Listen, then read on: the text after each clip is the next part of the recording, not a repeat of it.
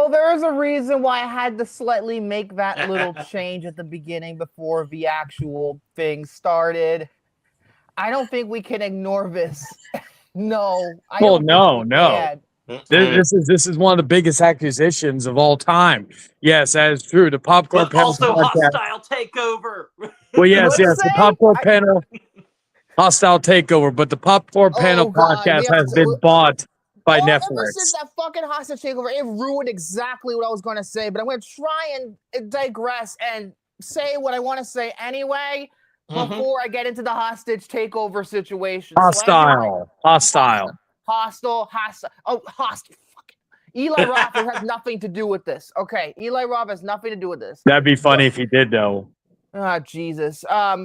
So as we know, I said last week that there was a bidding war for Warner Bros. Discovery, and I told everybody we would be finding out by the time we got back on who was going to take it, and we did find out who was going to take it. At least I thought at first.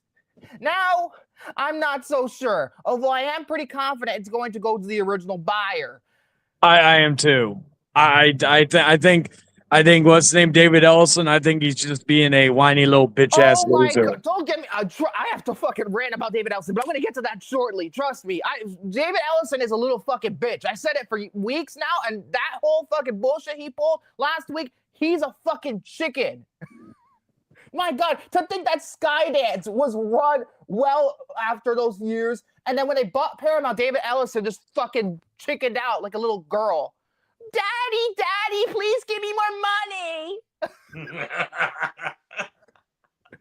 Hey, but before we get to that, yes, folks, we need to address the fact that Netflix, officially as it stands, even though with the hostage takeover, hostile, not hostage, hostile. There's Bruce Willis. Hostile, the Christian Bale movie. Okay. Oh God. Is Bruce Willis gonna save us from the hostage situation? Remember that movie he did back in 2005? I think it was called Hostage, actually. Yeah, it was Bruce Willis. It was a Bruce Willis movie. Yeah. Well, Netflix is officially acquiring Warner Brothers Discovery. Now, before anybody says anything, I'm going to try and be as nuanced as I can with this because there's a lot of over hyperbole. There's a lot of misinformation about what's going on. And what I want to do today is present the facts and how I feel using those facts. Because a lot of people are just, I don't know, I don't want to get into what I'm going to talk about in terms of my topic yet, but it just reminds me of something that I watched. Put it to you that way.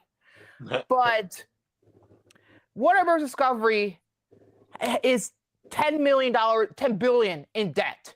There was no other way. If I had my way, they would stay independent. If I had my way. But obviously, when you're $10 billion in debt, that's not going to happen. You can't really compete that much anymore. So with Netflix, I'm going to talk about the positives and the negatives of this acquisition. There are a lot more negatives than the positives, that's for fucking sure. But at the same time, I want to address the facts first and foremost. All right? I want to do it factually rather than just... I'll be right back. I'm going to hop onto my laptop. Okay. So, in terms of how I'm going to start by saying this. Now, if this goes through and Paramount, the hostile takeover, all this other stuff doesn't go through, I will tell you this right now. Warner Brothers will be fine with Netflix because they will have a shitload of content. Do you realize how beneficial it will be to Netflix will actually have good movies and good shows and not duty, okay? You got The Sopranos on the fucking Netflix. There would pretty much be, that whole show would gain a new audience, a new generation would be watching it. 6 Feet Under was already on Netflix, but that will easily benefit. And then you're taking stuff that are currently existing, like Game of Thrones, The Pit, things like that, and then if they make a second season of Welcome to Derry or whatever, those will be on Netflix. They will. Didn't Welcome to Derry get greenlit for a second season already? I don't know, but I know they're doing the anthology route with that show. So the first season is its own story, second season its own story, third season move forward. Oh, okay. I think that's how they're doing it. I think that's how Muschietti intended I think to go with this. From I hear, I think they are doing a prequel per season. Yes, they're going back. The first season takes place in the 60s. I think the second season is supposed to take place in the 30s, and then I guess I'm gonna say the third season takes place, I don't know, Civil War times. I don't know. That's far more interesting than I would have ever thought. So, and then you know, every 27 years or whatever, you go back, but you would have a shitload of quality content, and you would have the HBO brand. That's another thing. You would have the HBO prestige brand, and there was a potential possibility that Netflix's content, with Warner Brothers producing some of their shows or most of their shows, it could be better quality than the stuff they produce by themselves. Some of the shows they do produce by themselves can be great. I am not saying that Netflix isn't capable of making good content. They have shown it before. They have. But sometimes they just make stuff that they're rough. They're rough to watch. And they're just like, you're just sitting there. I'm just like, what kind of audience is there for this? And it's because they can afford to do it, because like they'll make something like fantastic and everything, but they'll make a whole bunch of shit and everything because, eventually it will equal out. And also, not only that, I think the reason why they do so much is because they want to target every single demographic as possible. Mhm. HBO focuses on a main demographic, usually 18 to 49, usually male. Netflix tries to do everything, but I think they more so cater to females 18 to 49, because look at all their popular shows this year. And, all most of the garbage is like Love is Blind or Ginny and Georgia or whatever the fuck. Most of them, it's targeted to that demographic. All the shitty Hallmark ripoff Christmas movies that they put out now. I feel like maybe they'll loosen up and try and make things more contained in terms of what demographic they want to choose. But I know it is hard because you're trying to please as many people as possible. And that's hard in today's industry. I can commend them for trying, but sometimes it just doesn't work. Okay? It just doesn't work. Another positive I will say. I was going to say, not all Netflix is not Netflix show are bad. We got Wednesday. You got fucking what's that other? Look, Stranger Things is the most popular show in the country right now. Wednesday, even though you just ended, but still. And by the way, I actually watched Stranger Things. We started it, and I'm like, oh, what was 15-year-old me thinking? Well, no, 16. It premiered when I was 16. I instead of watching the X-Files, I went through the first 2 seasons in less than 3 days or 4 days. It's crazy. I should have been. Although I started resuming the X-Files again this past Sunday after I finished season 2 of Stranger Things. By the way, I'm not going to guarantee it. I'm going to get a review out of it next week, but I'm going to tell you this right now.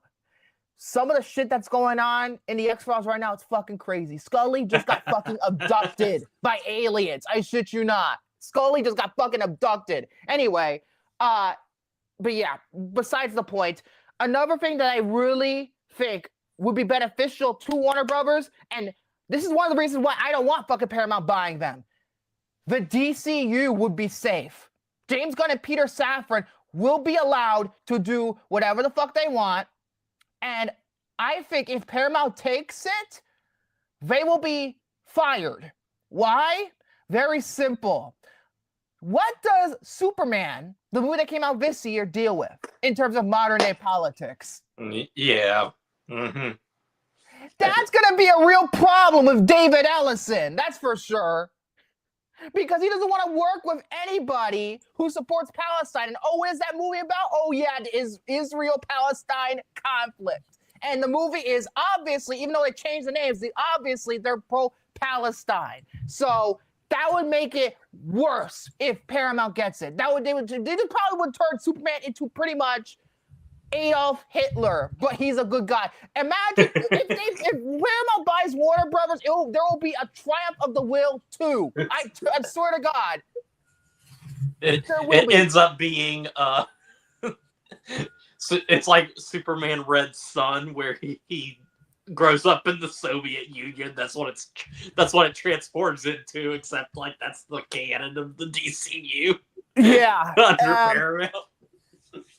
Yeah, like okay. In terms of what are the other things I'm trying to think about, so another thing I want to say first and foremost, if Netflix takes this, Warner Brothers, like I implied before, it will not turn into a fucking propaganda machine because let's face it, David Ellison doesn't want Warner Brothers because of the movies.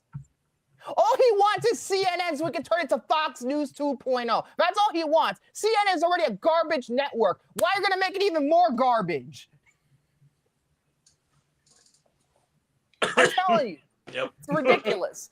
But yeah, in terms of the negatives, obviously the biggest one will be the theatrical window having a major concern.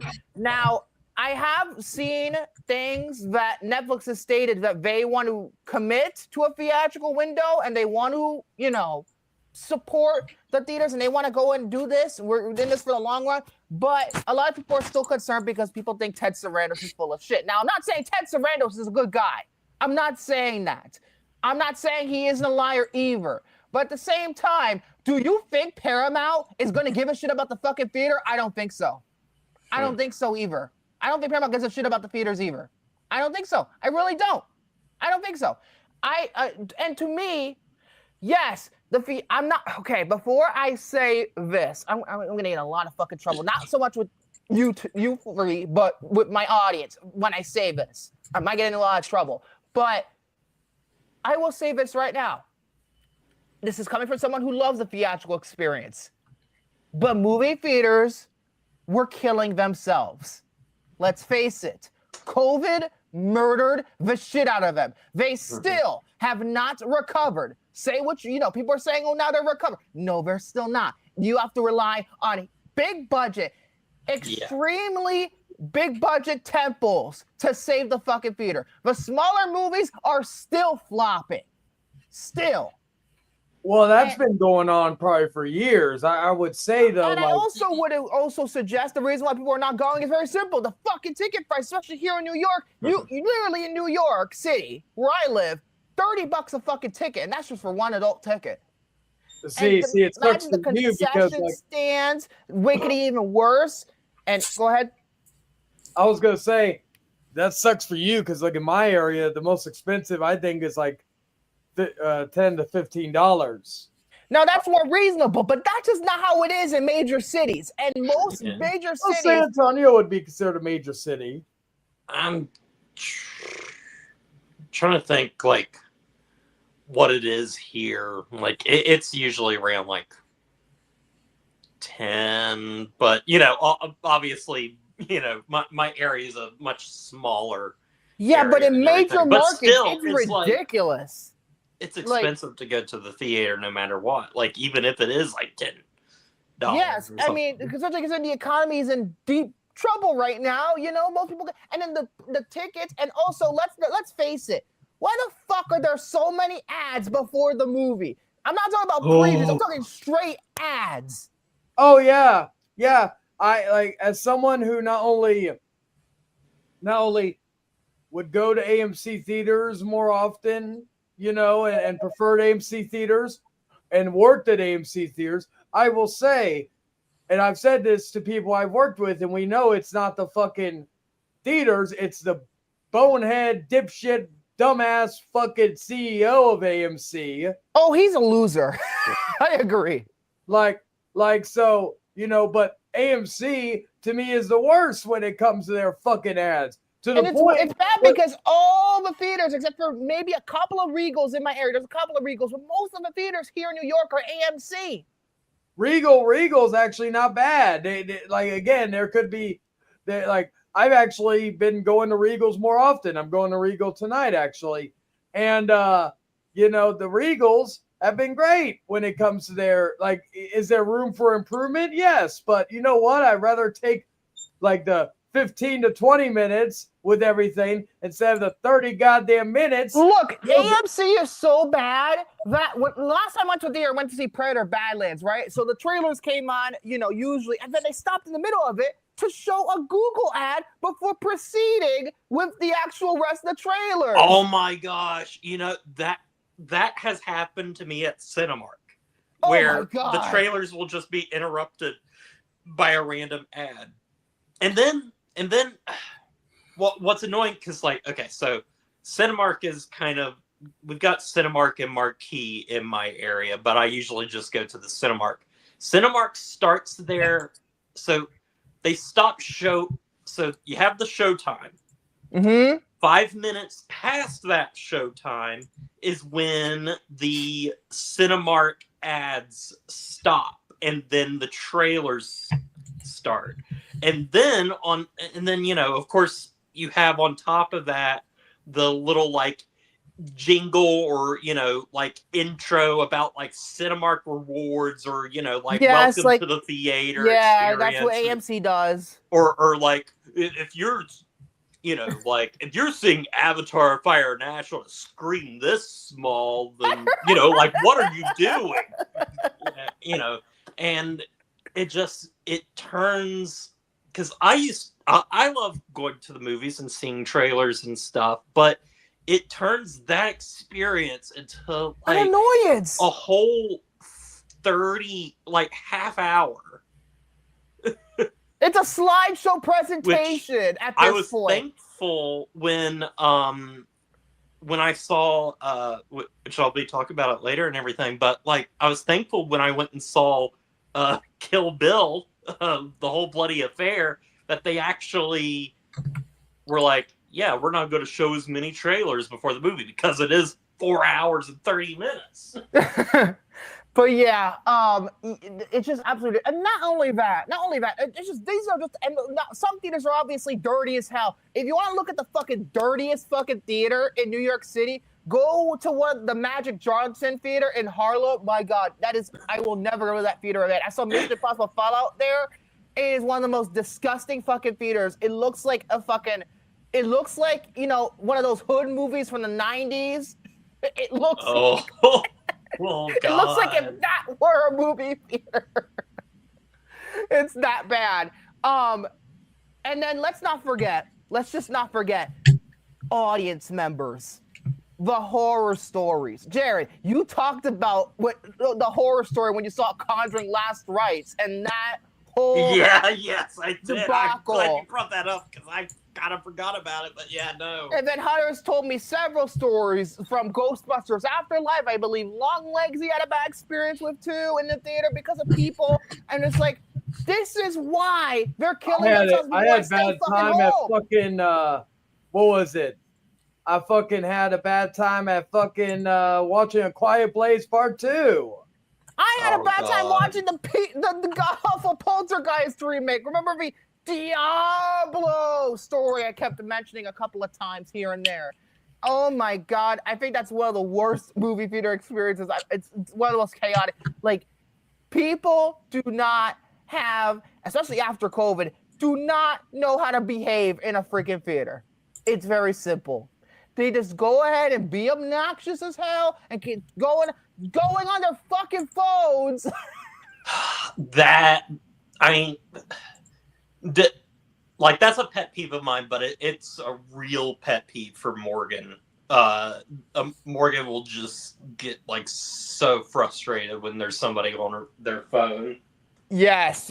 So you wonder why? Netflix has made it clear that they care about their subscriber base. They want to keep their subscriber base. A lot of people want to stay home to watch a fucking movie. That's why most times I feel like Companion, it made money in the theater. It turned a small profit, but it did better on streaming. It did better. Sorry. Well, considering Companion had an extremely low budget, it would take a miracle for it to bomb. Yeah, but it only made $20 million, I think, out of a $10 million budget, I think, domestically. And then HBO Max, and then Prime Video just added it a month or two ago, and it's doing well on streaming. And, it just is what it is. People like the convenience. And plus, good TVs are less expensive now. Good TVs and good sound systems. People have 6 sound systems that you could actually use, and it gives you a sort of theatrical experience. There's plenty of ways you can do that.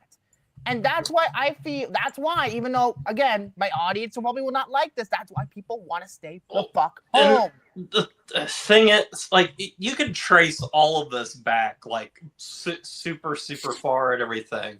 And you can see, and it's very different, like, now especially. But it's like, you look at, like, there was just movie theaters. And then we have TV. TV gives you, the chance to, basically have that experience, but in the comfort of your own home. So what did studios do? They make big budget movies that, like, basically were good, but could potentially bankrupt the studio. That collapses. It ushers in people like Spielberg, George Lucas, Francis Ford Coppola, Scorsese, to start making the new Hollywood movement into the 80s. And then Star Wars blows everything up in its face, begins the next phase for the next 30 years. And TV's still going strong, but movies are they can coexist. Yeah, they coexist because remember, and TV in the 90s was extraordinary time for television.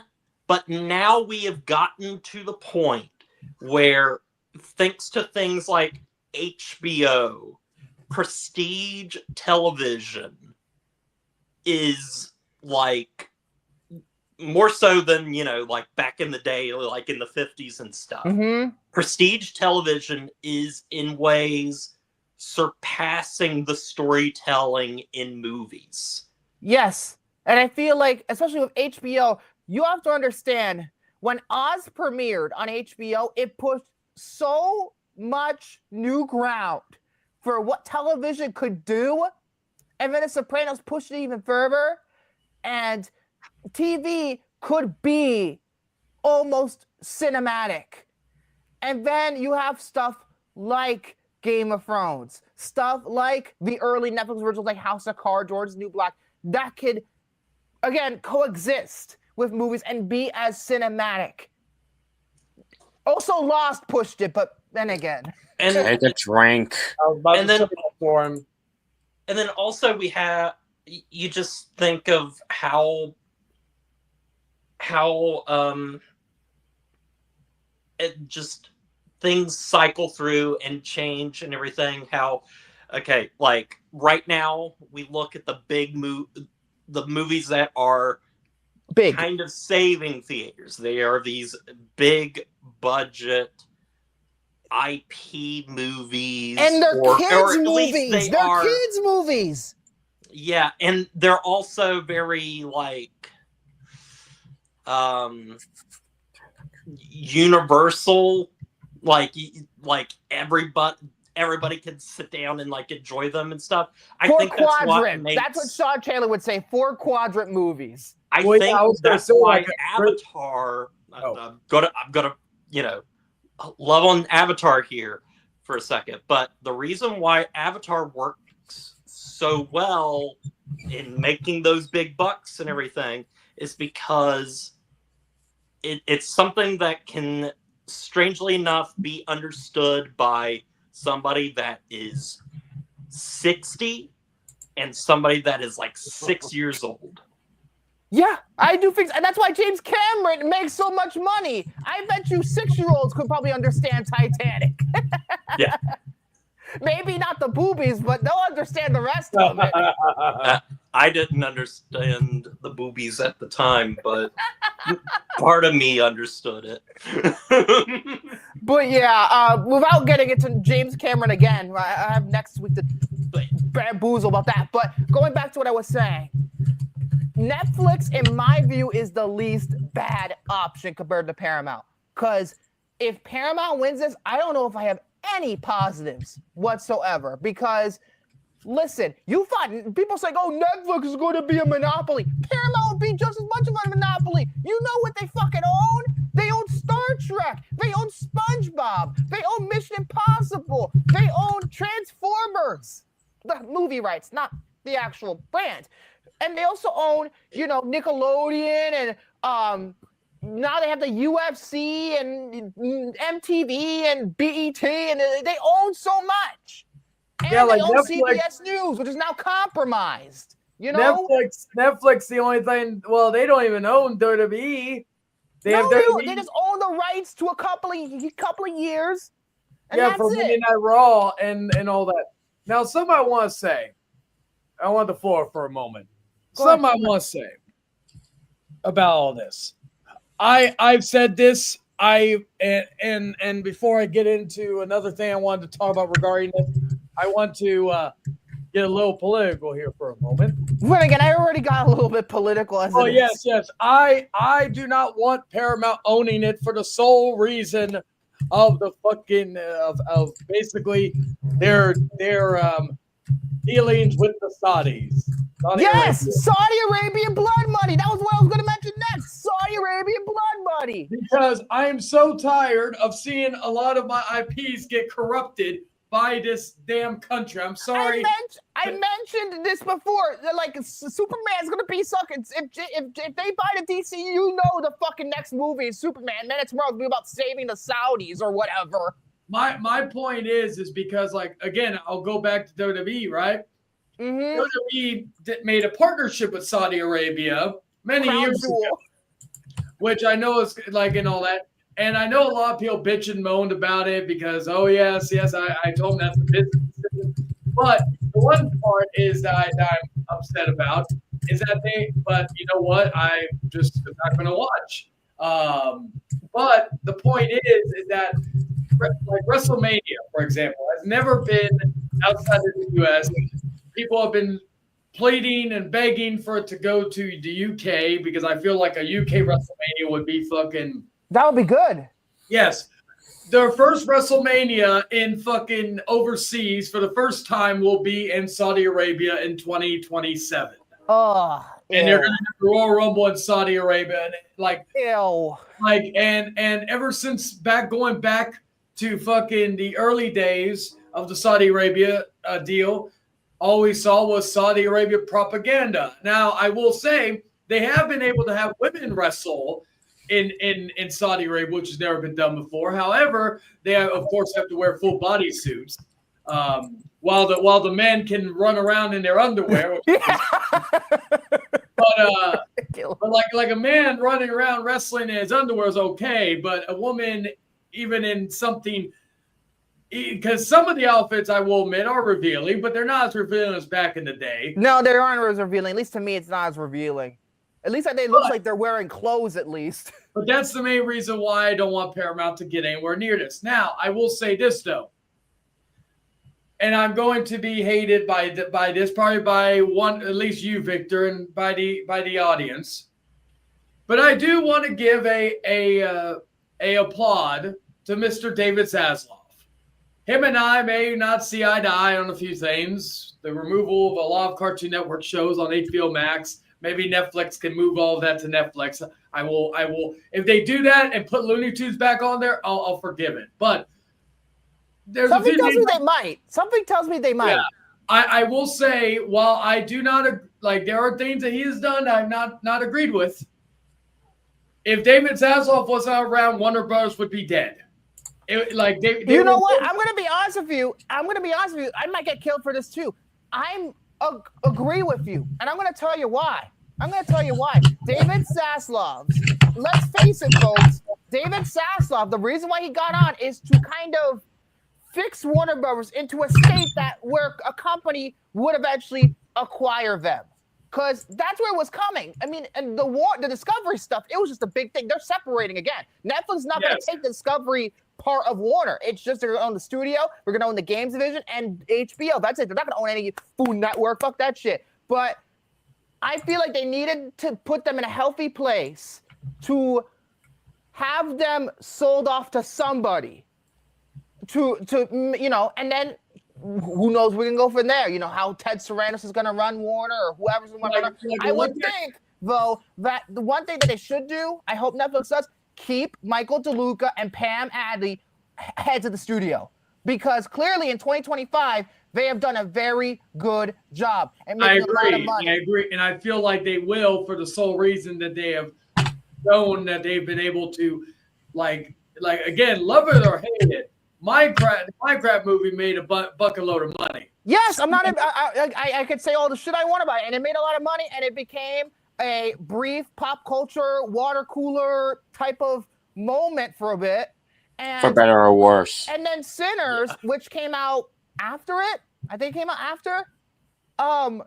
It became the next water cooler. The Final Destination got a boost as a result of this.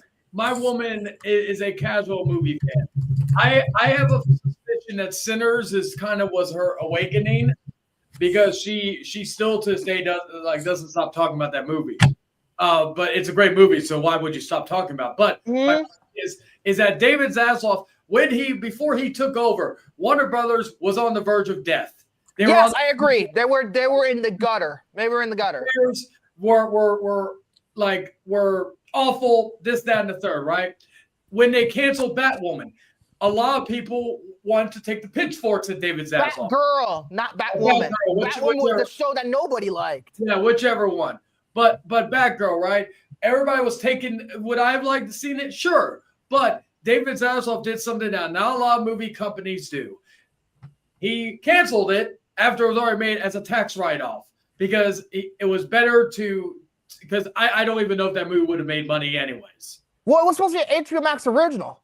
Oh, even worse.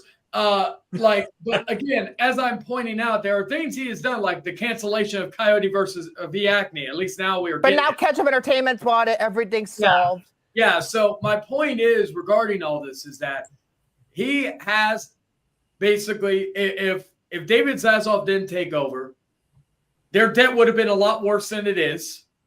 And they wouldn't have been even able to get a snippet of what they're getting, whether it be the Netflix or the hostile takeover bullshit. You know, you've done a great job when another company is trying to still buy the company, even though it's already agreed upon with another company. Yeah. And also, go ahead. Here's another thing. How much does, if let's say the regulations, like they don't approve Netflix's thing. I'm doubtful that they're not going to approve it. I'm doubtful. They're going to approve this shit. Well, even if they don't, Netflix still got to pay them. How much? I think it was like $5 or $10 billion.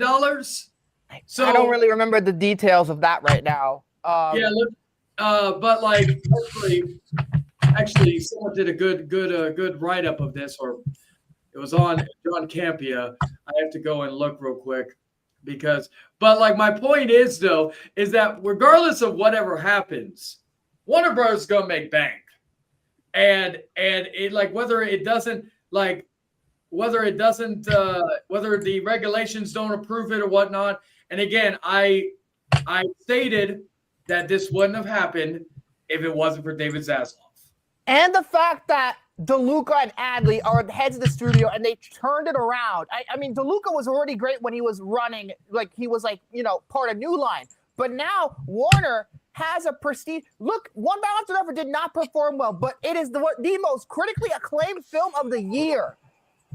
Once it gets to streaming, they're gonna make a lot of money. People are the eyes on that movie will grow. I looked at a thing of like some of the most popular just talked about movies, and One Battle After Another is like number 3 or 4 on that list, despite the fact that it did not make money.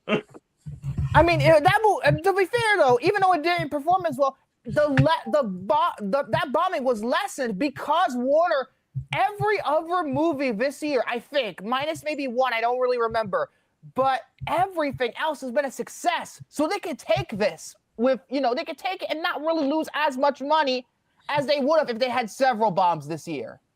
It's a wonder, cut your losses. We move forward. We're going to make a lot of money on this other thing that we have. Like, Warner's having an extraordinary year. look at all the other fucking studios this year in terms of how they're doing. Other than Disney, I don't think anybody else has made as much money as Warner did. Universal, yeah, they had a couple hits here and there, but most of them have been flops. Sony is just gutter. In the gutter. Lionsgate has just been anally raped. Bomb Factory. Oh, well, I was gonna say though. Okay, so if the Netflix offer gets stopped by the courts, then Netflix will pay Warner Brothers a $5.8 billion breakup fee. Mm-hmm. Yes. So either basically whether or not this goes through, they're going to be in less debt, which will probably make them more appealing for even bigger offers after the fact. Now, again, I do believe this is going through. Now, I do so too. Are we going to talk about Paramount? Yes, because they fucking stink. Not only just a sobbing and blubbering, let's just talk about David Ellison for a second, because this guy is the whiniest little bitch I've ever seen. And I thought Victor was a whiny little bitch. Dude, I'm less of a whiny little bitch than compared to David Ellison. He's like, oh, my daddy, give me more money. I need to buy Warner Brothers. Daddy always using daddy's money and all this other stuff. And he goes, oh, you know, he owns this and he owns that. And I was like, come on now. And then he wrote the stupid letter to Warner Brothers saying how it was unfair that Netflix bid higher than Paramount. He said it was unfair. If they here's my thing too, okay?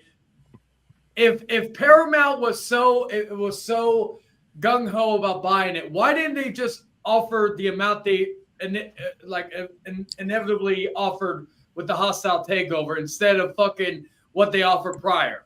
Because you know, too, I don't even think David Zassoff wanted to go to them. You want to know why? He has a good relationship with Ted Sarandos. They've been hanging out for years. It's been shown before.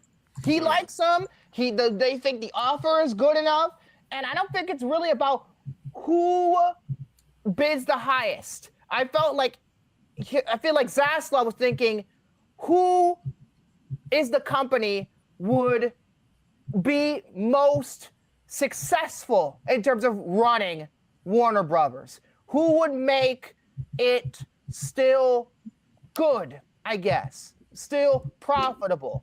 Let's face it, that's another reason why I don't want Paramount getting it. They're already losing money as it is. Look at all their fucking films this year. They're about as much of a bomb factory as Lionsgate. I don't think they had any successful movie this year other than Naked Gun. Absolutely none. That was so fucking great. They're losing a bunch of money. And not only that, it's so redundant. Skydance, owned by David Ellison, just bought Paramount. Why do you want to buy another company after you just bought another one and merging it together? It's redundant. It's stupid. Why don't you just focus on the future of what you wanted to do instead of just like, I want to buy Warner Brothers? Well, I'm looking here, and Nova King did okay. Not great. But everything else bombed. Everything else bombed except for Naked Gun. Everything else. Roofman was a big bomb. Smurfs did okay. And I really think their most successful movie this year will be SpongeBob, and that's really it. Because, and even then, Avatar's gonna beat his ass. Yes, and yes. Housemaid, but that's another story. Housemaid's gonna bomb because it's Lionsgate. Regretting you made money, but yeah, not like crazy, but it's just, and not only that, look at how Paramount's treated stuff like Transformers. I will never forgive them for how they treated Transformers 1. I will never forgive them for what they did to that movie. The marketing was a joke. It caused it to bomb, and it was the best fucking Transformers movie, and it bombed to the right. Shut up, Soren. I know you did the movies already, but that was the best Transformers movie. Better than last night. And then it go the fuck away with just make fucking stupid Smurfs movie. Seriously, they're stupid. Paramount is fucking retarded. And let's not forget, I bet you they're going to treat Star Trek like utter shit. Well, considering they recently canceled Star Trek 4, I wouldn't... Yes, and that pisses me off. That really does piss me off. It's absolutely ridiculous. It's awful. Like, seriously. And then, let's face it, like I said before, they want to buy CNN. Again, it's a bad network as it is. You're going to make it even worse. And not only that, You already have fucking CBS News that has already been compromised and losing so much money. Nobody gives a shit about CBS News, even though their news division was so prestigious, and now you ruined them. Now what you want to do? Now you want to buy CNN to make everything worse and consolidate everything? I'm just like, you're just as much as a monopoly as Netflix. At least Netflix, they don't own that much. They don't own a big company. I'm just saying, folks, right now, and people are over like, oh, Netflix will ruin the industry because they're going to lose the theaters. Honestly, I The think theater's they'll be already fine. dying as is. Yes, and that's what I just said. That's what I said 20 minutes ago. They're hurting themselves. As for physical media, yeah, that might be a concern. But if Netflix decides to hold on to their share of SDS, the distribution, physical media distribution thing with Universal, if they hold on to it, that's not going to be a problem. And probably we'll get more physical media for Netflix shows. Especially considering Guillermo del Toro pushed Netflix to give it a Blu-ray release. I just feel like the reason why all these, like the Directors Guild is complaining and all that shit is because they are fearing that they're not going to get residuals. I think that's the main reason why. But at the same time, your movies are flopping anyway. So much for the fucking residuals, right? And it's like, and people are like, oh, we're complaining because we like movies as an art form. Movies are a fucking business first and foremost. Yes, they are art, but first and foremost, they're a fucking business. And I don't think you give a shit about your audience either way. Look at all the bad stuff that has been released this year, which is admittedly the 2025 has been the best year of the 2020s decade in terms of movies, but you're still piling out crap. Wake the fuck up, directors and writers and actors. Wake up. Seriously, you're self-indulgent as much as the audience is. Yes, that's right. Seriously, folks, Netflix is the better option. But this is going to be the death of... I hate ever since they went on Reddit, ever since they bought it, I'm just like, I'm seeing all these stupid, hyperbolic statements on the internet. I'm just like, get off the internet. I mean, I'm telling you right now, people are saying, because there's nothing you could do about it. There's nothing you could do. We're only consumers. There's nothing you could do about it. You're like, oh, let me buy Warner Brothers. I'm just like, guys, you're just ridiculous. Y'all ridiculous. You don't know how to fucking run a studio. It's always been business. Even in the 1930s and 40s, the golden age, it was more about business than the art form. Business. Seriously, people are so dumb. I'm telling you, people are not educated about this kinds of things. I'm just like, quit it with your stupid hyperbolic statements. I'm saying, if I had my way, Warner would have stayed independent, but that's just not going to happen. And David Zaslav has been smart about this acquisition. And clearly, he trusts Ted Sarandos to run Netflix as is. And plus, let's face it, folks, there's another thing I want to mention. People are saying it's, this part is hypocritical, but I'm going to mention it anyway. Netflix has been experimenting with theatrical releases. Look what they're going to do with the series finale of Stranger Things. They're going to put it in the theater the night it premieres. At the same time, it will be on the streaming service. It will be in the theater. You can watch it on the big screen, the feature-length series finale of Stranger Things. And they will be making a lot of money, even if it's just a one-night only event, because people love the show. They are experimenting with how they could do this kind of thing. They're experimenting, which makes me believe they might keep the theatrical game. I think they might. Maybe, again, theaters are killing themselves, but at the same time, maybe they're experimenting. I don't know. We don't know the future of these things. Why are we automatically going into assumptions? It's ridiculous. It's absolutely ridiculous. You're acting like children on the playground. We don't know what's going to happen. Maybe this won't be a Disney Fox thing. And even with that, I think Fox is doing so well under Disney right now. Hit after hit and quality after quality. They're doing well. It's just like, calm down. I guess that's the moral of the story. Calm down. Take a deep breath. Everything. Even James Gunn did a tweet when Netflix announced that they would buy them. He said in a tweet, he said, everything will be okay. I suggest folks who are overly emotional about this, follow James Gunn's advice. Take a breath, breathe in and carry on. Because if Netflix acquires it, it's going to be a better home for everything compared to Paramount, because I don't think there's a single positive when it comes to Paramount whatsoever. Honestly, Paramount has seen so much. Imagine, okay, what if there is? Okay, I'm going to do a what if scenario. Okay, Kevin Feige, I'm going to write you an episode of what if. Okay, what if Paramount bought Warner Brothers? They are so much in debt. I think in like 5 to 10 years, Netflix would be acquiring Paramount. They're in that much debt. Like, Netflix would buy them anyway, so what's the fucking point? They're losing so much. It's just, and Mission Impossible to even do well. So it's just like,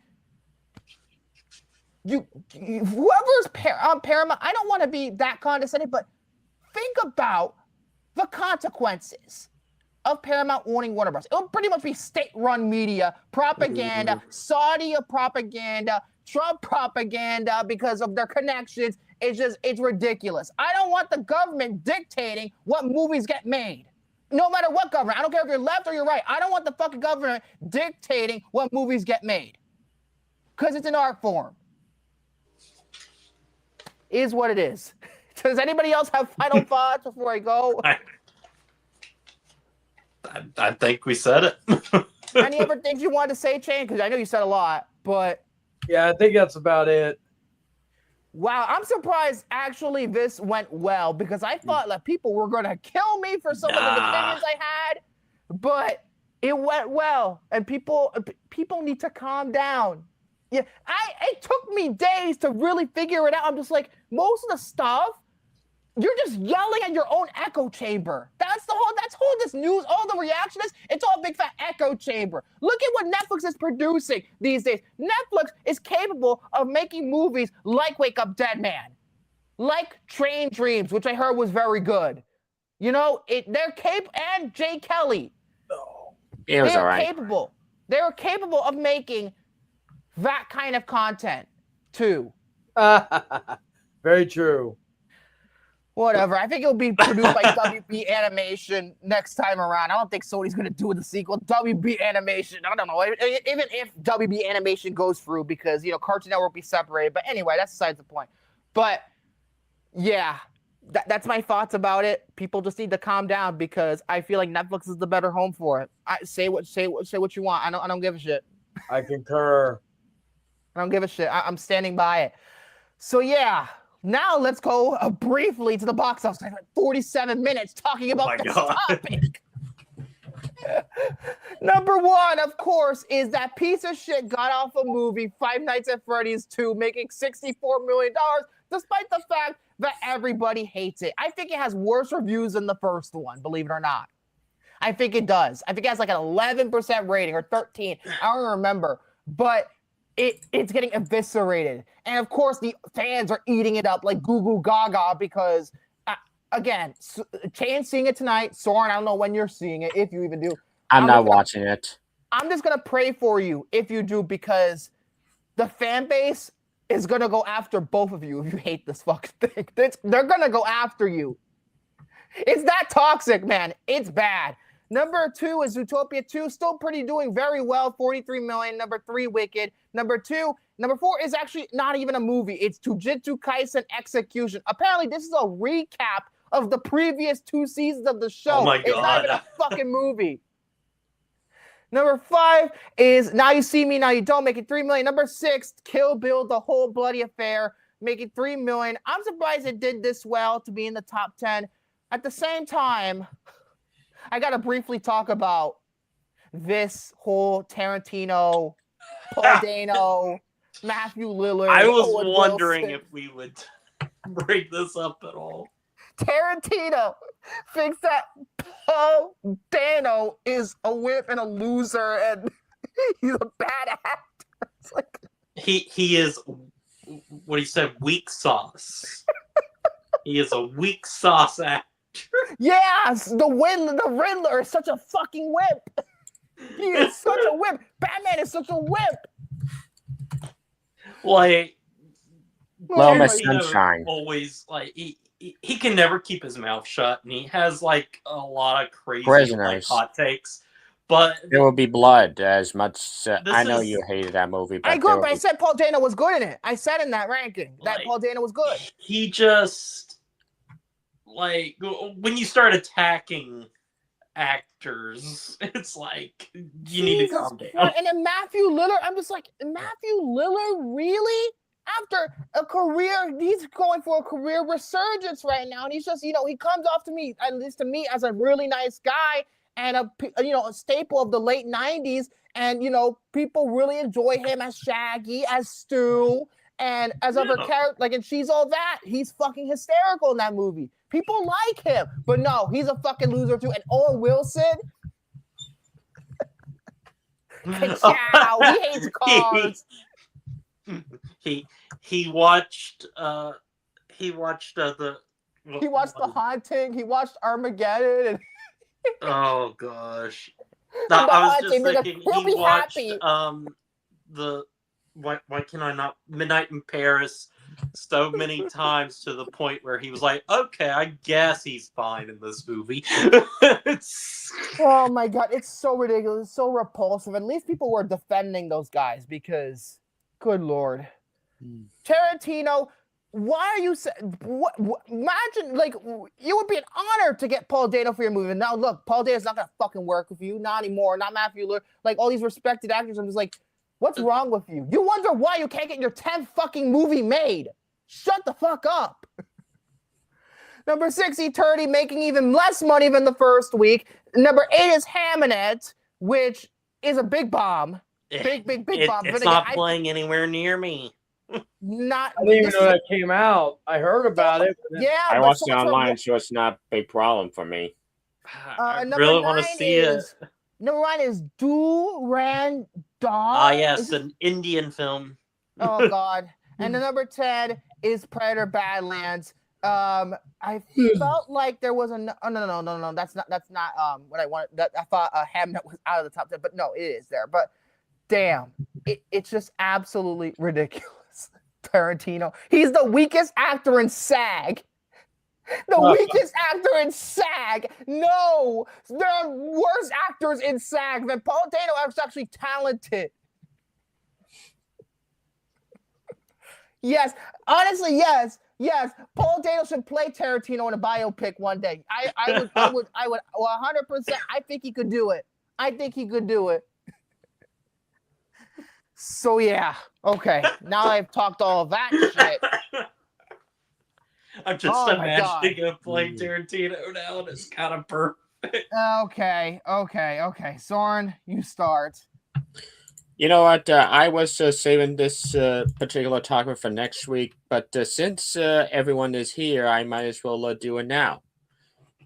Okay. So I have this little bracket here where we can Oh yes. where we can determine the best of this particular genre. So Okay. so let's all determine what is the best Christmas movie of all time. Die Hard. Die Hard. Now I got this bracket here. Okay. Hopefully I've seen all these fucking films.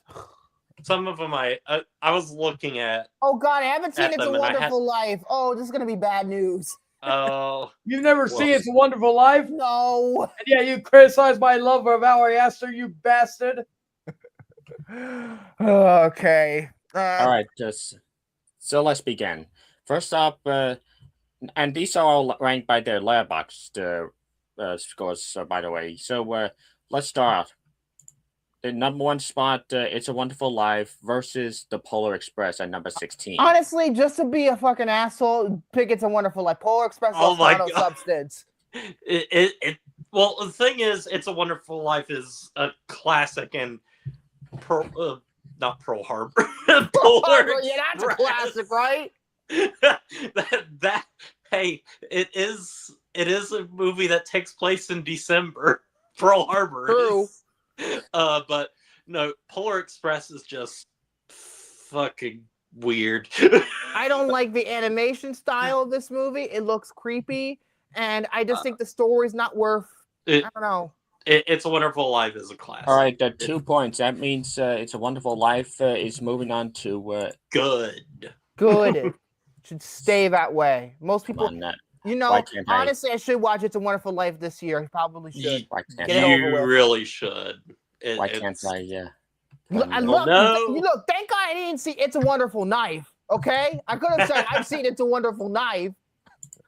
Why can't I type in the thing? Anyways, the next up, Home Alone versus National Lampoon's Shit, Christmas that is Vacation. tough. That's That tough. is so freaking Christmas tough. Vacation. Look, I love Home Alone. I haven't seen Christmas Vacation in years. Like I've seen it, but not in years. I haven't seen Home Alone in years either. So I'm gonna say Christmas Vacation. I'm gonna say Christmas Vacation too, mainly because even though Home Alone is a classic, there's a couple of flaws I have with that movie, and I'm gonna tell you one of them. First of all, I feel like Kevin was mistreated at the beginning of that movie. He's not the fucking asshole. The parents are. Mm-hmm. And, they And make it seem Christmas like, Vacation is just one of the funniest movies I've ever seen. yeah. Yes. Damn it, why It can't is I, the best National Lampoon's Vacation movie. Yeah, it is. And I've seen the first one. The first one's good, but Christmas Vacation is the best out of the two that I've seen. We'll see if when we do European Vacation, how that Oh goes. my God god! forbid we do Vegas Vacation. All right, National Lampoon's Vacation. Moving on to the second round. All right, Miracle on 34th Street, the original versus Scrooged. Oh, I Oh, love God. Scrooge. I love Scrooge so much. It's such a good movie. Thing is, it's one of those things. Miracle on 34th Street is the classic, but Scrooged, I just freaking love. I That love movie. that. And that's one of the only movies where I can actually stand Bobcat Goldthwait in. Man, All right, It's so I love how good. mean-spirited Scrooge is, and I don't love mean-spirited stuff, but it works. It's funny. It's a funny movie. It is. all right. So Scrooged. Moving on to round two. All right, next up, Nightmare Before Christmas versus Bad Santa. You know, I've owned Bad Santa for years, and I've never seen it except for a couple of scenes here and there on TV. I need to see the whole thing. I have not I'm seen gonna Bad say- Santa either. It is Nightmare Before Christmas. Yeah, I consider it more of a Christmas movie than a Halloween movie. But at the same time, I saw the movie a couple of years ago to calm down from the stress that was Don't Look Up. I needed something to calm me down because that movie pissed me off so much. And I watched it. I'm like, the animation's wonderful. The music is great. The characters are great. But I feel like the story is lackluster as hell. There's not much to it. Man, I don't know if I would pick Nightmare Before Christmas. I don't know. Jay, any thoughts? I'm gonna go with Nightmare Before Christmas. I'll let's- go with Nightmare. Yeah. All right, Nightmare Before Christmas. Moving on. All right, next up, Die Hard versus... Not even close. Die Hard. Just Die Die Hard. Hard, even though I love Santa Claus. But All right, Die I Hard, know moving Die on. Hard is going through and everything. And but yes, Virginia, I this love is a Christmas I love movie. Me the Santa Claus. But however, I want to say this first. The Santa Claus is a very good movie. It's the only Santa Claus in that series that I can actually watch. I can't stand 2. I can't stand 3. I have a soft spot for the sequels, but the I Santa like the Claus first is one the the best. best. And it's sad because Julianne from Lost is in the sequels. And yeah, I like Take them another less. drink. Anyways, while I take my drink, let's move on to the next one. Muppet Christmas Carol versus Love Actually. You know, I saw Love Actually a couple of years ago. It's a good movie, but I don't really consider like it great. Love Actually, I don't consider it but- great. But I mean, I there's only one of those two movies. There's only one that I watch every year, and that's Muppet Christmas Carol. All right, Because with the Love Muppet- Actually, there's a couple I of can't go because I've not seen either of them. I have never seen Muppet Christmas Carol. I can't speak for it. And the reason why it took me so long to not watch is because I want to watch the extended cut, the one that cuts out It's on one Disney scene Plus. that's important. And plus, there's a DVD of it, an old DVD. What's Well, really yeah. funny with Love Actually, so my best friend's wife, that's her favorite Christmas movie, and she watched it first on TV, Mm-hmm. and then she got it on DVD, and then she was like, what the fuck is this with this Martin Freeman storyline? Because for syndication, they cut out the entire Martin Freeman I don't remember storyline his. because I it's don't even remember his all fucking nudity. storyline. I don't even remember about his storyline at all. I Because he's a don't. porn star. Oh, right, the fucking porn shit. The best part of that movie is the Bill Nye storyline, where he's like that rock star. It's fucking hysterical. And the worst storyline, honestly, is the fucking Keira Knightley guy from Walking Dead one. Another one I don't really. And the one that was Laura Linney didn't even have a resolution. It just abruptly stops. It didn't even have a resolution all that much. And it's just like, the Hugh Grant one with the one chick, people in that movie, they just keep calling her fat. I'm just like, she's not fat. All right, There's a lot let's of just move problems with on that here. movie, I will admit. She's Let's not move on fat, here. guys. But yeah, Muppet Christmas. All right, Muppet Christmas Carol, moving on. Next up, Modern Classic versus A Christmas Classic. A Christmas Story versus Violent Night. Honestly, A Christmas Story, I try to watch that. I can't get into it. I'm just going to say Violent Night because that's actually a movie that's very entertaining, and it has Hopper from Stranger Things. So. I love A Christmas Story. So. Violent All right, Night 1-1. What about you, Shane? What do you pick? I'm gonna go with Violent Night. See, he's on my side. All right, we got an upset here. Violent Night, moving on. The last matchup of the first round. The Holdovers versus Elf. I I'm have saying not that to seen the piss off Gary, Holdovers. Elf. I regretfully have not seen it. So I have to put Elf. Where the fuck is Black Christmas? Where the fuck is Terrifier 3? There's only 16 spots. Make your own list, Chayton. This is a fucking sham. This is a fucking sham. Like I'm not even mad that if it didn't go to the next round, but come on now, Black Christmas, what the fuck? I haven't seen the Black Christmas or Terrifier 3 yet. So that's it for the first round. And since this website won't allow me to edit it, I guess I gotta do my share my notepad instead. Yay. Oh dear, send me notepad. Wonderful. Oh great, Jack. No, what? That's true. Jack Frost. Oh yeah. There you go. Jack Frost. Thank you, Tanner. All right, the first round of the first of the second round. It's a Wonderful Life versus National Lampoon's Christmas Vacation. I'm gonna again. I haven't seen It's a Wonderful Life. I should probably stay away from this conversation. Well, I mean, I'm going to put it. It's a Wonderful Life. Jay, and any thoughts? I'm gonna go with It's a Wonderful Life. All right, It's a Wonderful Life. Moving on. Scrooged versus Nightmare Scrooge, Before easy. Christmas. Easy Scrooge. Christmas. Has a better story. All right, Scrooge moving on to the semifinals. All right, Die Hard versus the Muppet Christmas Die Hard. Carol. Die Hard. Die Hard. Yeah, moving on. I would put Die Hard. All right, last matchup of the second round. Violent Night versus Elf. Elf. I'm gonna say Elf because I think it is a slightly better movie. Violent. Yeah, I that love. is I'm gonna true. go with, I wish Jingle All the Way was on there. I wish. Oh, yeah, why where's wasn't Jingle All the Jingle All the Way? Way on there? Sorry, why wasn't Jingle All the Way on there? This What was a the hard. fuck? This was a hard bracket for me to cop What, you had up. something against Turbo Man? You have something against him? This was a hard list to go over. Believe me. Anyways, down to the final four. First off, It's a Wonderful Life versus Scrooge. Staying away from this one. Oh God, it's a Wonderful Life. It's I a have Wonderful to. Life. All right, It's a Wonderful Life going to the finals. Next up, Die Hard versus Die Hard. Die Hard. All right, now for the Oh actual no! finals. Oh And no! this Oh is no! gonna I can't vote You in got this. a masterpiece, and then you've got a masterpiece. a conventional pick versus an unconventional pick.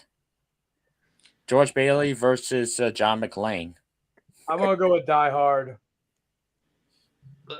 Oh God! For me, it's a Wonderful Life. Oh God! I can't split it. I haven't seen It's a Wonderful Life. Actually, you know what? Since Vic hasn't seen It's a Wonderful Life, I'll chime in. It's a Wonderful Life. Oh, you son of a no! Die Hard! No, this is disrespectful. No, Die Hard is the best Christmas movie. This is That bullshit. doesn't want to vote, dislikes the results. Damn it! I should have fucking seen it. Yeah, you should have. Fuck. Well, Yeah, it's I think you Asshole. definitely have to watch It's a Wonderful Life at some point now. Damn it! I Well, don't care. Die Hard is the greatest Christmas movie. I don't care what anybody says.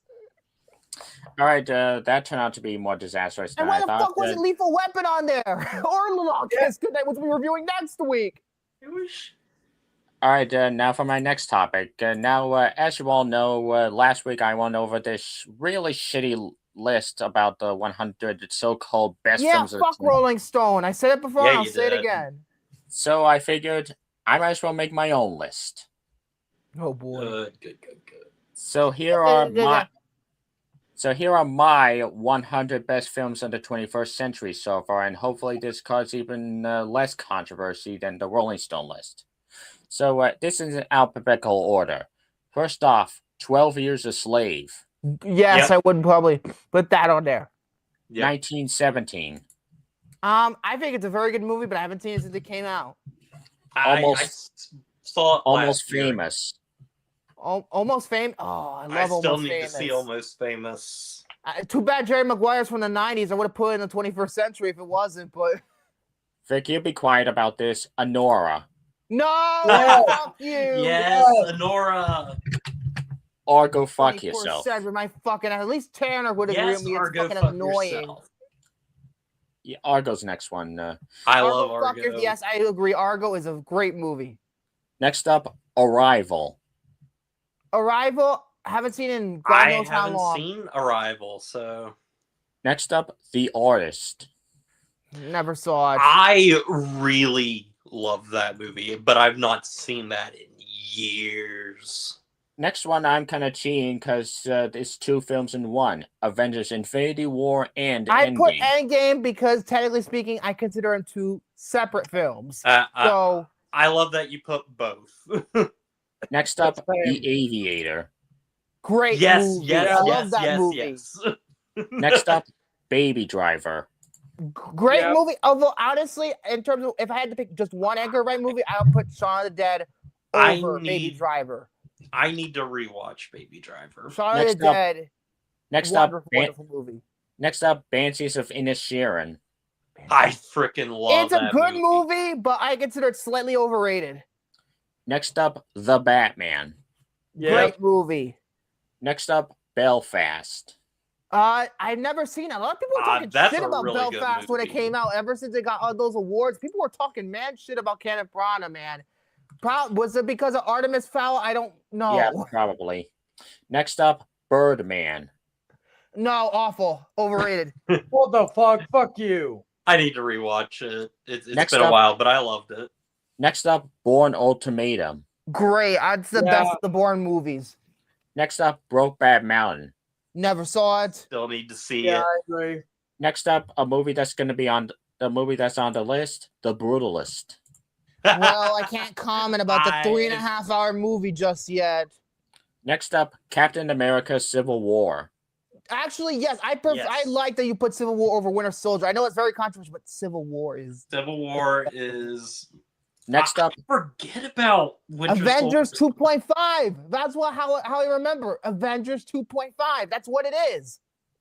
next up, a movie that Victor would call Lost the Movie, Castaway.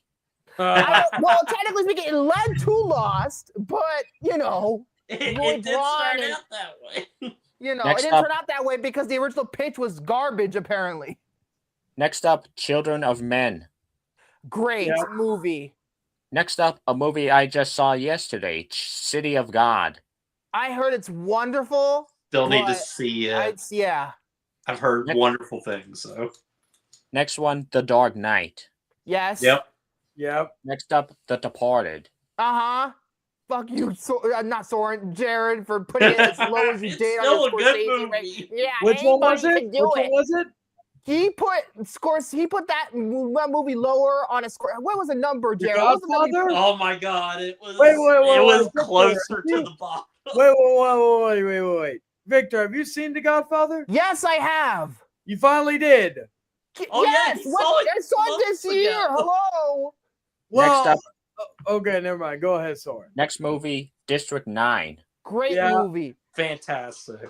Next You one, put it at another number 2 fucking 20 something, Jared, The Departed, which is unacceptable. Yeah, let me look and see. Next up, another 2 movies in one. Dune Parts 1 and 2. I just put part 2. Part 1's good, but I give it a 4.5, but part 2 was better. Next up, Eternal Sunshine of the Spotless Mind. Number 20, Jesus Christ, what? Eternal Sunshine of the Spotless Mind. Hell no! No! Everything, That's a good Everywhere, movie. All at Once. Yeah. No, That's a no, great movie. No. Fantastic Mr. Fox. One of the Wes Anderson movies I actually like. I'm not Finding into Nemo. it, really. Finding Nemo, my favorite Pixar movie. Freaking Gangs love of New Finding York. Gangs of New York? Gangs of New Yeah. York. Awesome. Great movie. Okay, this is good. You won me over after that bullshit Eternal Sunshine and Everything Everywhere All at Once. Straight up. Ugh. Jordan Peele's Get Out. Yes. Gladiator. Yes. Shut up, Jared. Guardians of the Galaxy. I put volume 2 over the first one. Yeah. Gravity. Yes. Guillermo del Toro's Pinocchio. I put The Shape of Water over it. We'll see. Her. Great. History of Violence. Yes. Shut up, Romy. Don't need to see it. The Holdovers. I still haven't seen. Oh, Don't okay, I've need seen to part see of it. it, but not all of it. Hot Fuzz. Good movie, but I prefer Shaun of the Dead. How to Train a Dragon trilogy. First one, no, the second one. If I had to pick one of them, it's the second one. Second one is my favorite. The Hurt Locker. Great, but I don't know if it should be. I still need to see it. The Hunt, the Danish movie. Never saw I it, but I heard it was really better wanna than the see it. fucking whatever the fuck Damon Lindelof did in 2021 or something. Or I forgot about that Inception. movie. I watched it. yes, Inception's one of the greats. The Incredibles. No, I mean, Yeah, I like yeah. the movie. I like it better than the second one, but I feel like there's better Pixar movies out there, Inside Out. like that one. That is my favorite animated film. It was just an accident. What? It was just an accident. What the fuck is I that? don't know what that is. That's the Palme d'Or winner. Oh, Okay. oh, so it's gonna be another scam like Anora? Fuck off. Killers of the Flower Moon. Kills, yes. Yeah. Even though I gave it a 4.5, I understand the magnitude that movie had in terms of the culture. Knocked Up. Yes. I love Fuck it. you, fuck you, Chan. Giving it a 0. Kubo and the Ridiculous. Two Strings. Deserved. Kubo, Actually- yes. I actually Loved agree, it. Hunter. Volume 3. We're talking about Guardians. Guardians Volume 3 is my favorite. The Lego Movie. I like the Lego movie a lot. So I would put it. I'd say, yeah. Let the Right One In, the original. I've only seen I the need to American see version. that one. The Both Lighthouse. those are good. Walked out 10 minutes in. I walked out 10 minutes in. It wasn't until The Northman where I turned around on Robert Eggers, and I think he's great now. But What movie was it, Soren? The Lighthouse. Oh, it's such a great movie. walked out 10 Logan. minutes in. Couldn't take it. Logan. Great. Great Yeah. movie. The Great Lord of the movie. Rings trilogy. Yes. Lost in No. Translation. No. No. Yes. Mad I Max need to Fury see Road. it. What? Mad Max Fury Road. Maybe. That's a maybe. I like it better than Furiosa, that's for sure. The Martian. Yes. Yeah, Certainly I love yes. Martian. Memento. Yeah. Yep. $1 Million Baby. Absolutely. Monster. Yes. That's a good movie. Mulholland Drive. No. Yes. Yep. Yes. No. Yes. Yep. Fuck you, Munich. Victor. This is coming from the guy who likes Blue Velvet, by the way. Munich. Oh, Blue Velvet's great, though. I still need to see Munich? I've never seen I it. really want to see that. I've No seen Country September for- 5, but not Munich. No Country for Old Men. First 2 acts are great. Third I've not so much. not seen all of that. No Other Choice. I think that's the Pan Chan Wook. I think that's that guy. Yeah. Nosferatu. Yeah. Yes. Yeah. Yes. Old Boy. Which I saw today. Still need yeah, to I see guess Old I would. Boy. One Battle After Another. Yes. Still need to see it. Oppenheimer. Oppenheimer. Yes. Perfect. Ants Labyrinth, Never Yes. saw it, believe it or not. That's Yeah. a great movie. Parasite, Yes. The Mhm. Pianist, Oh. I need to see it. Pirates of the Caribbean, Curse of the Black Pearl. Yes. I yes. love that movie, but I don't know if I go that high, to be honest. It's not in any particular order. Place No, Beyond the Pines, never saw it. That's great. the Planet of the Apes trilogy, Yes, all of them. Yep. Four Things, Good movie, great Don't need to movie see even, it. but for me, that's like the only Yorgos movie I will ever sit through. After Begonia just pissed me off. But Punch Drunk Love, yes, Yeah. A Quiet Place, yes, Ratatouille, yes. I yes. love Ratatouille. Roma, One time, one and done. yeah. Shame, Shame, never saw it. Shrek, Yeah, Shrek 2. I'm Shrek Shrek too. Shape of Water, Yes. Sideways, Good movie, Yeah. very good movie. Sinners, Yes, Slumdog Millionaire, absolutely. Even though people say Skyfall, that's my favorite James Bond movie. Then again, I've only seen the Daniel Craig one. So what does that tell you? Sound of Metal, Great movie. Great movie. Soul, Soul, yes. I need to rewatch it, but I freaking love another it. two movies in one, Spider-Man Into and Across the Spider-Verse. I put Spider-Man, the first two Sam Raimi Spider-Man movies. Fuck off, Sony Pictures Animation. I've said it before, I'll say it again. I don't want to talk about it right now. A Star is Born, Yes. Yes. There Will Be Blood, No. Yes. No. Three Billboards, No. Yes. Yes. Top Gun Maverick, Yes. Toy Story 3, And 4. I put fucking 4 too. Traffic, Yes, Traffic. Yes. Brilliant Traffic movie. Thunder, Still haven't seen it. Still haven't seen What it. the fuck? Uncut Gems, Yep. Yes. Up, Uh-huh. hmm and last but not least, Whiplash. Another one. I swear there was at least one that you were missing that I would probably put on there. Batman Begins should have been on there along with The Dark Knight. I think Batman Begins is just as good as The Dark Knight. I'm gonna. Oh yeah, Victor, you shut your whore mouth, you little bastard, for your Spider-Man Spider-Verse slander. You little bitch. All right, now for my final topic, the 60 best Dexter's Lab episodes. Oh boy, I haven't seen this show in a very long time, so I don't even know. I probably won't even know by the title names what they're half of And them. I'm just going to rapid fire through this. D-Dimensional, Maternal Combat, Dexter's Rival, Game Over, Babysitter Blues, Dream Machine, Dollhouse Drama, The Big Cheese, Aflaya Dee, Ant Pants, Mom and Jerry, Chubby Cheese, Hamlocks and Armlocks, Hunger Strikes, The Coos is Loose, Morning Stress, Dee Locks the Nest Monster, Backfire, Lab of the Lost, Game Show, Fantastic Voyage, Figure Not Included, Mach 5, Ew That's Growth, Sassy Come Home, Photo Finish, Star Trek Unconventional, Dexter is Dirty, Ice Cream Scream, The Code of Honor, Rose Grare's Mom,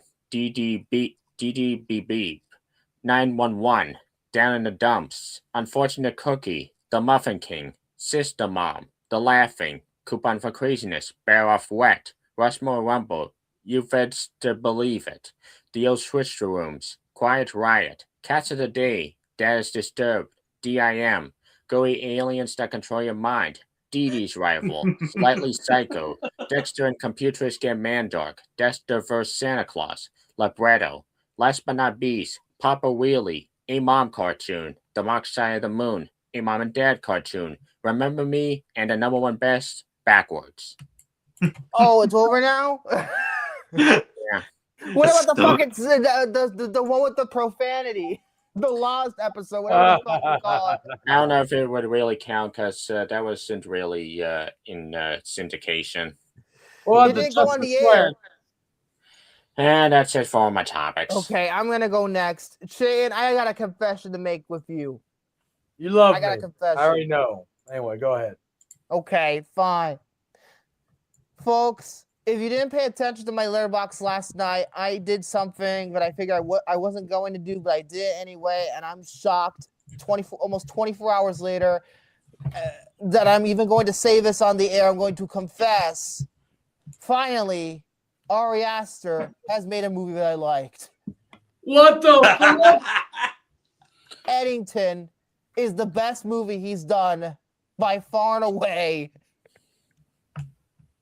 I'm not joking, by the way. You want the proof? I can give you the proof. This is. I can tell you that he is telling the truth because wait. I gotta fucking tell my woman this because I was gonna have her. I can show you the proof if you want. No, I believe you, but show it anyways. Hey, baby, Okay. You know what? Victor, the pigs start flying, and possibly Jordan lost his virginity. You want to know why? Because Victor actually saw an Ari Aster movie and gave it 4 stars. Eddington. Of all the movies he has talked shit about, all the Either I am in the bomb right. now I could actually have you give your thoughts on Eddie. After all this, people are gonna still torture me about that. That was her. I'm sorry. I thought I'm you would sorry. be happy by this. No, I am. She just, but now I feel confident now because I was gonna have her review Eddington when I have her watch it, and now I can without you getting all butthurt about it.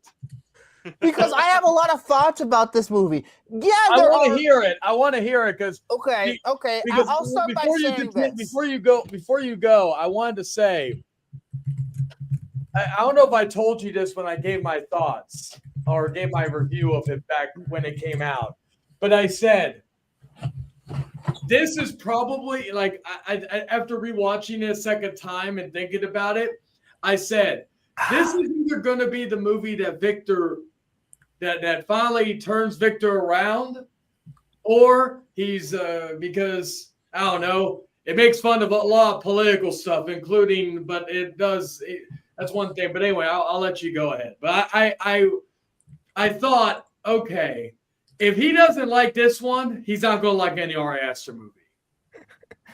Here we are. Here we are. How ironic. This is my least favorite Ari Aster movie, and yet this is the only one that Victor likes. It's Bizarro Land. Everybody. Funny enough, it's my Dogs and cats living together, mass hysteria. It's funny. It's after seeing it a second time and then watching Beau is Afraid again for my when we did the review. I'm actually, even though every movie, in my opinion, is 5 stars, I put Eddington up at number 3, and I need to watch Hereditary and Midsommar again because Eddington's at my number 3 as well. So yeah, Well, this is number 1 by default, ladies and gentlemen. yeah. I'll take what I could get for what's Ari Aster or Victor's gonna praise Ari Aster. I'll take what I can get. Now, I'm not going to sit here and say this is a perfect movie. It's got some flaws to it. Mainly, the fact is that, first of all, it's way too long. It is way too long. I agree on that. The first like third of the movie, it did feel like it dragged a bit, but it was better watching it a second time. But I will say though, it was funny. Partly in it, I was like, wow, this is probably going to be the first Ari Aster movie I did not like. And then everything shit hit the fan. So I feel like, to me, this is Ari Aster at his most restrained. And people think, what are you talking about considering the subject matter? I think it's restrained because it's not, I feel like this topic and the subject matter, it's not he doesn't do it in a very self-indulgent manner. What he's trying to do is put a mirror up to what has, everything going on in 2020. I feel Jared summed it up best in his review. I'm sorry, I'm going to rip you off for a second. Oh, you're fine. He summed it up best saying it's not really a movie about 2020. It's not about COVID. It's not about Black Lives Matter movie. It's about the time in between, it's over a couple of weeks where everything started to change in terms of the political landscape, and it kind of shows how we are now started, how we are as a country right now, and the division and the political landscape and everybody, being angry towards whatever. This is how it started. That's what the movie is about. And I feel like I'm going to compare this movie to a movie that I loved, Civil War, which I feel like is similarity misunderstood, completely misunderstood. People said, you know, I heard so much bullshit when Civil War came out saying, oh, it's a centralist fantasy. I'm just like, that is not what Alex Garland intended to say in terms of that. It's How's not that centrist fantasy? anything that doesn't go between that's not exclusively left or exclusively right. It's a centralist fantasy, apparently. I feel like a lot of people, look, there are people who have talked about this movie in a very nuanced way. I want to talk about this movie with nuance because this movie has nuance to it. And I feel like that's why people are so upset and that's what got them uncomfortable. The fact that there is nuance in this movie. It attacks pretty much everybody. Yeah, that's what I like about it. It's not left, it's not right. It basically just shows a mirror to what's going on. Yeah. This is how it happened.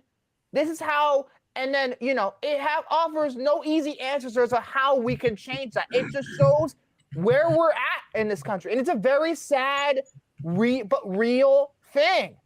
It's just showing the fact that because of all of this, I don't think the world, this country, no, the country nor the world or humanity is really going to ever be the same again. Because all that we went through because of what COVID did, it turned us more irritable.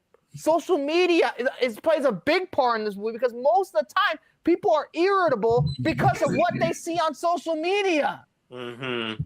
And the echo chambers, and they're their own little echo chambers. Joaquin Phoenix is literally shouting out conspiracy theories as mom-in-law told him, you know? By the way, the funniest parts of this movie, most of them do with the mom-in-law, the mother-in-law. yeah. Yes.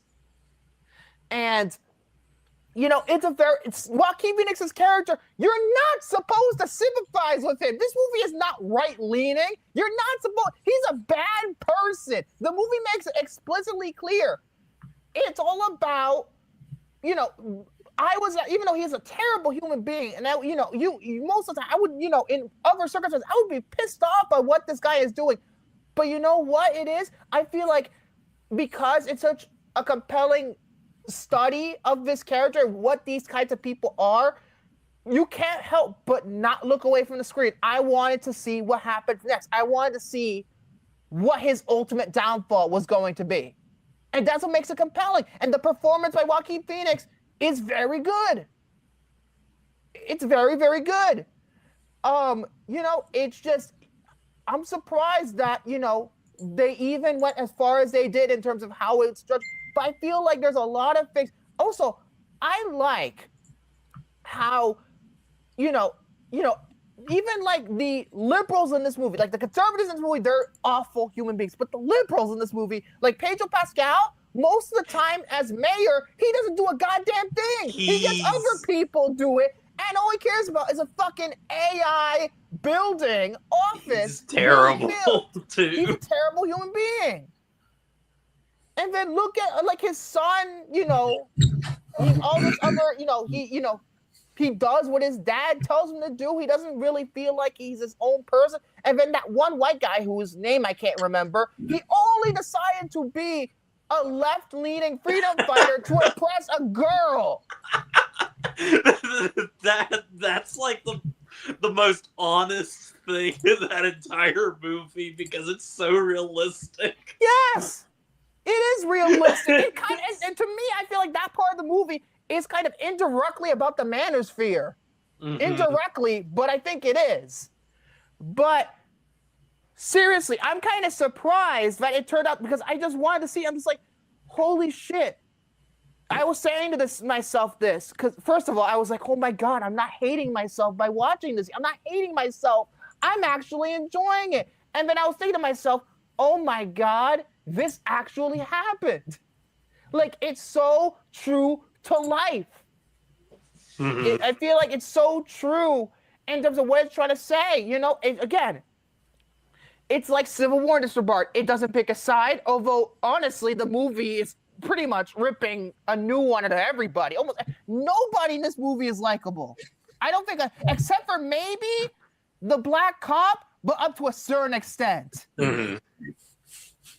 But other than that, everybody else is a fucking asshole. Everybody else.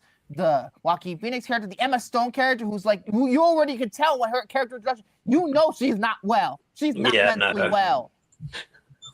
And then the Austin Butler character might as well be either Joel Osteen or Scientology. He's a cult leader. It's a cult leader. You know, he's supposed to be a charismatic cult leader. You know, and then when you get down to, Pedro Pascal, he doesn't do a goddamn thing. And they're just arguing over this. And then the drunk guy, the homeless guy, and the way that Joaquin Phoenix in the middle of the movie just shoots him to death. I was like, Jesus Christ. And then that causes, I feel like, and all this other stuff. And look at all the stuff that Joaquin Phoenix does in order to get, because he's trying to run for election. That's the main plot of the movie. He's trying to run for mayor because he's so sick of Pedro Pascal's character. To the point where he's making up lies saying that he raped Emma Stone's character in order to get ahead. That's what politicians would do. Mm-hmm. To lie to get ahead. It's just, it's so true because all these politicians are just fucking scumbags. They don't have your best, intents in mind. They just want to do it so they can have power and do nothing with it.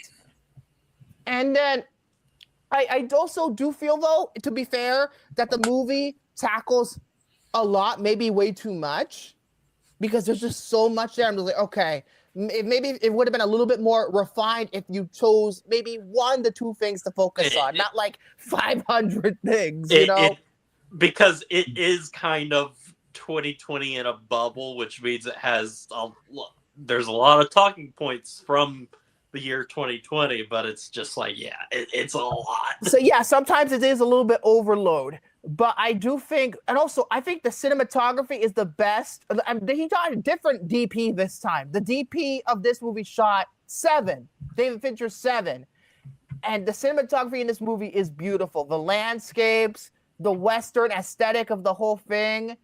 I think it's the best, in terms of pure cinematography of his movies. I also feel that the movie, I feel like in terms of the shock value, it's provocative, but it actually, compared to, say, Beau Was Afraid, it has a point to say. It has something to say, something important to say. It's not just him venting his own friends. He actually has a point to what he's saying here. I think Eddington is his most accessible movie to date. I agree with you, actually. Yeah. It is his most accessible because it's the most mainstream. There is a 3-act structure, beginning, middle, and end. And you see everything point out like that. I just feel like the movie kind of got a bad rap because, again, the left got offended by this, the right got offended by this, because it made them uncomfortable. And the truth is uncomfortable. But we have to talk about said truth. I think that if this exact same movie money, woman. I think if this exact same movie came out, I will stick let's my say feet up 10 your years ass. from Understand that, right? 10 years from now, people wouldn't be as nervous about it and everything, but I don't think it would have had the impact. Mm-hmm. Because it's not as recent. Also too, if Ari Aster made this movie during the Bush administration, honestly, I feel like a lot of the same things would happen in that version of the movie compared to this. They would have to take out the COVID part, but you could, the Patriot Act and all this other violence and stuff during the Bush, it would be very similar. You could make that movie about the Bush administration and it would be very similar because all these politicians, they just don't give a shit about you, to be frank. And it shows you that the violence and the anger is just going to continue. This movie, even though, yes, Joaquin Phoenix does get what he ultimately gets coming at the end of this movie, At what cost? But at what cost? It feels like Infinity War. I did it, but at what cost? But the end of the movie, the very last scene of the movie, it proves that the violence is going to continue because people, ever since 2020, people just hate each other. I guess the moral of the story is, why can't we just get along? Why can't we talk to each other? Why can't we talk to each other? Why can't we communicate things properly? Why can't we see people for who they are? And that's what's causing us the irritability, the anger in this country, and all this other stuff. And, the end of this movie with the kid saving Joaquin Phoenix's character, it's so true because, again, he only was starting to go into left-leaning stuff not because he believes in these things, but because he wanted to oppress a girl. So he wants fucking attention now. His best friend died, who doesn't give a shit about him because he cheated on, he stole my girl. Pathetic shit, right? So he saves the sheriff just to get attention. Now he's just this right-wing, Tucker Carlson ass podcaster at the end of this movie. And honestly, it's so true. Because look at all this bullshit going on. All these men are just acting like fucking assholes because of everything on social media and the media blinding them.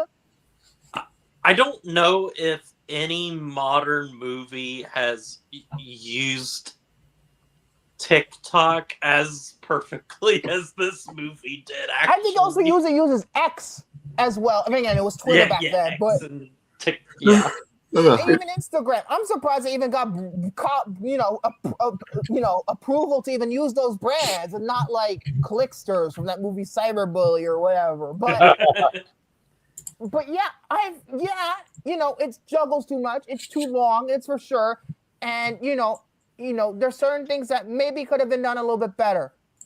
But I think this movie has not its heart in the right place, but it has its head in the right place. As Jared and I was talking about over an email earlier, it has its head in the right place. It's questioning where we've gone as a society. And even though it doesn't answer the question of how we could stop it, it just shows you how far downhill we've come in terms of the human race. And to me, it's filled with the truth. Even look, I am a left-leaning person. I have left-leaning stuff, but I can tell you the Democrats aren't doing fucking shit in the White House right now. And this is why, the Republicans can abuse their power and all this other stuff. Nobody has your fucking best interests in mind. Nobody cares.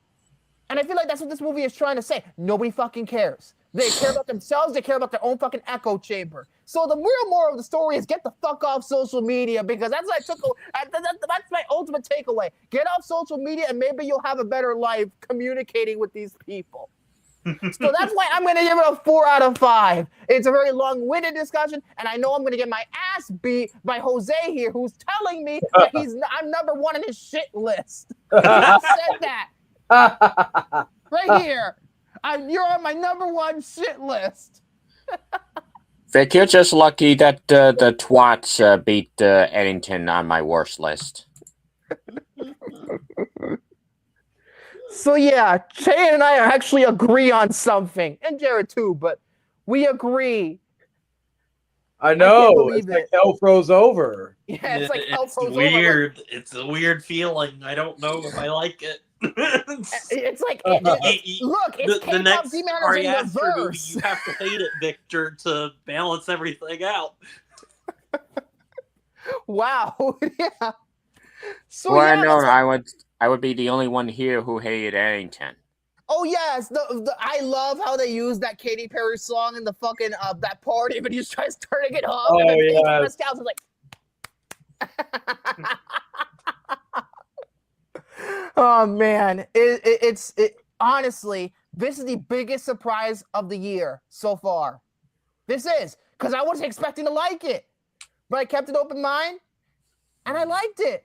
It goes to show you, even my except for Lars von Trier because he's just a sick, pathetic fuck, but even Ari Aster has the ability to make a good movie when he wants to, and he has. Hopefully, I want his next movie to be something like this.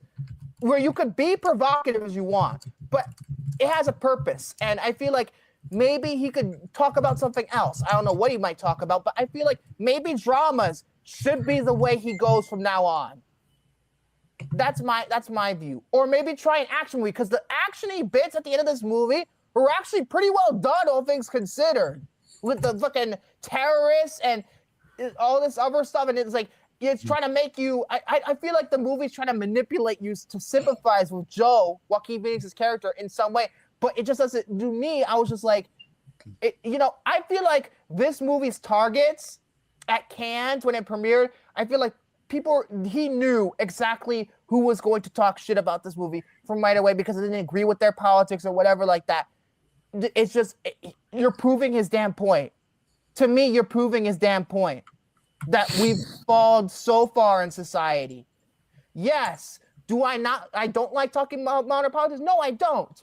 But at the same time, sometimes for stories like this, we need to talk about uncomfortable truths. So that's why it's the biggest surprise of the year. It's like hell froze over. I'm fucking Mr. Freeze all of a sudden. It's just, holy shit. I can't believe I'm even giving this a 4 out of 5, but I am. I don't know how it's possible, but I am. It is what it is. It brings me joy.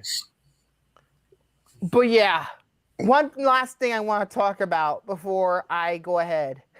Since next week will be the last episode of the year, and since Shane is here, and the last one was so successful, I think it's time for another raffle. Raffle? Ooh. Do you know All my right. Yeah, raffle. Ask me why not. Yes, I think it's time for another raffle. And I think since it was so successful, I'm going to try and do this every once in a while whenever I don't have enough material to work with. So what I'm going to do is I'm going to do what I'm always going to do. First of all, I need to make sure this wheel is saved. What I'm going to do is open. I want to hold on. I want to see. Can I, hold on. Can I open it from here? Yes, I can. Okay, good. So what I'm going to do is I'm going to put. First of all, I'm actually going to let Jared go first this time around. I went first last time, so I'm just going to put my name, Shane's name, and Soren's name. I've already picked for two. Technically one of you. I already know one of you movies already. Well, technically only two. But I am going to start with Jared first and foremost. So let's see who he gets. This is the wheel. All right. So 3, 2, 1. Let's see what Jared gets. Hopefully he gets somebody different than me. And it looks like it's going to be, you're going to have to choose for Shane. Uh-oh. He's going to be real difficult, is he? He's going to be real difficult. He is going to be real difficult. Wait. I pick a movie for him? No, Jared picks a movie for you. Oh, okay. Oh, gosh. Now I got to do mine. But before I go into that, do you have anything, or you have to really think about it? I might have to think about it some, but okay, we have enough time. We're only not even halfway through this show yet. Yeah, so you got some time. I'm going through my Letterboxd right now. Happy Texas 2? Happy Texas 2. Funny, because we'll talk about Wayne Jr. later. I'm trying to think of something that would just. I don't know. Should I be miserable? Should I be miserable to Chayton? Should I? Maybe. It depends on what you want to do. Oh. But in the meantime, while you figure that out, it's my turn. Hopefully, I get somebody good. I don't pick. Let's just see. Oh boy, if I get Shane, it's gonna be real fucking difficult. And god damn it! Do I pick you? Do I pick your movie? No, I have to pick you. But I'm picking Chayton. What? Wait, what? Oh my god! I have to spin again. Fuck this! I gotta spin again. I gotta spin again. It has to be either Soren or Jared now. Okay, it's Jared again. Wait, did I have to do it to Jared last time? I think I did. Yeah. No. I did you, Soren, because you hated Oh. something wild. Ugh. Oh yeah, Wow, something you did- else. Hey, wait. Victor, you did Soren? Yeah. Last week I did. Last You time we did recommended this, I did. something I got Oh, Soren. last week you did Soren? No, not Oh. no, not like that. No, phrasing, my friend. Jared, luckily enough, I have 2 movies to suggest. I'm not sure which one I should go for. Hmm. Fuck. I have 2 movies, but I'm not sure which one I should pick. Oh God, what should I do? Should I be an asshole and tell him to watch Magnolia, or should I do the other one? Make you sit for a 3-hour movie after you made me sit through Happy Texas. I mean, you do you. God. I would also, because the other movie that I picked, I wanted to kind of end the trifecta because 3 of us have reviewed this movie already. It came out this year. I was also debating to pick Companion for you because everybody else. Oh yeah, that's right. I have not seen. You're the outlier. I'm not sure. We're gonna get a 5 out of 5, and then the Magnolia was a 6. But you know, damn it, I'm gonna have to fucking think. I want him to watch Magnolia though, but I want him to watch Companion. Oh, it's so frustrating. It's so frustrating.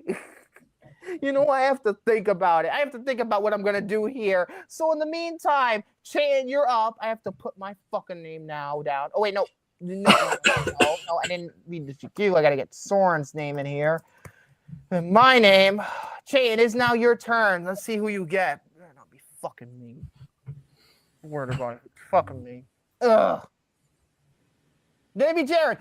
Stay on Jared. Wait. You're doing Jared, though. Yes, I'm doing it, but this is you. You got to pick for Jared, just like last time. Wait. But don't you got to pick for Jared, too? Oh, you're right. Oh my gosh, Victor, you're confusing yourself. I can't no more. Why did we on Jared again? Man, this wheel just loves me. Are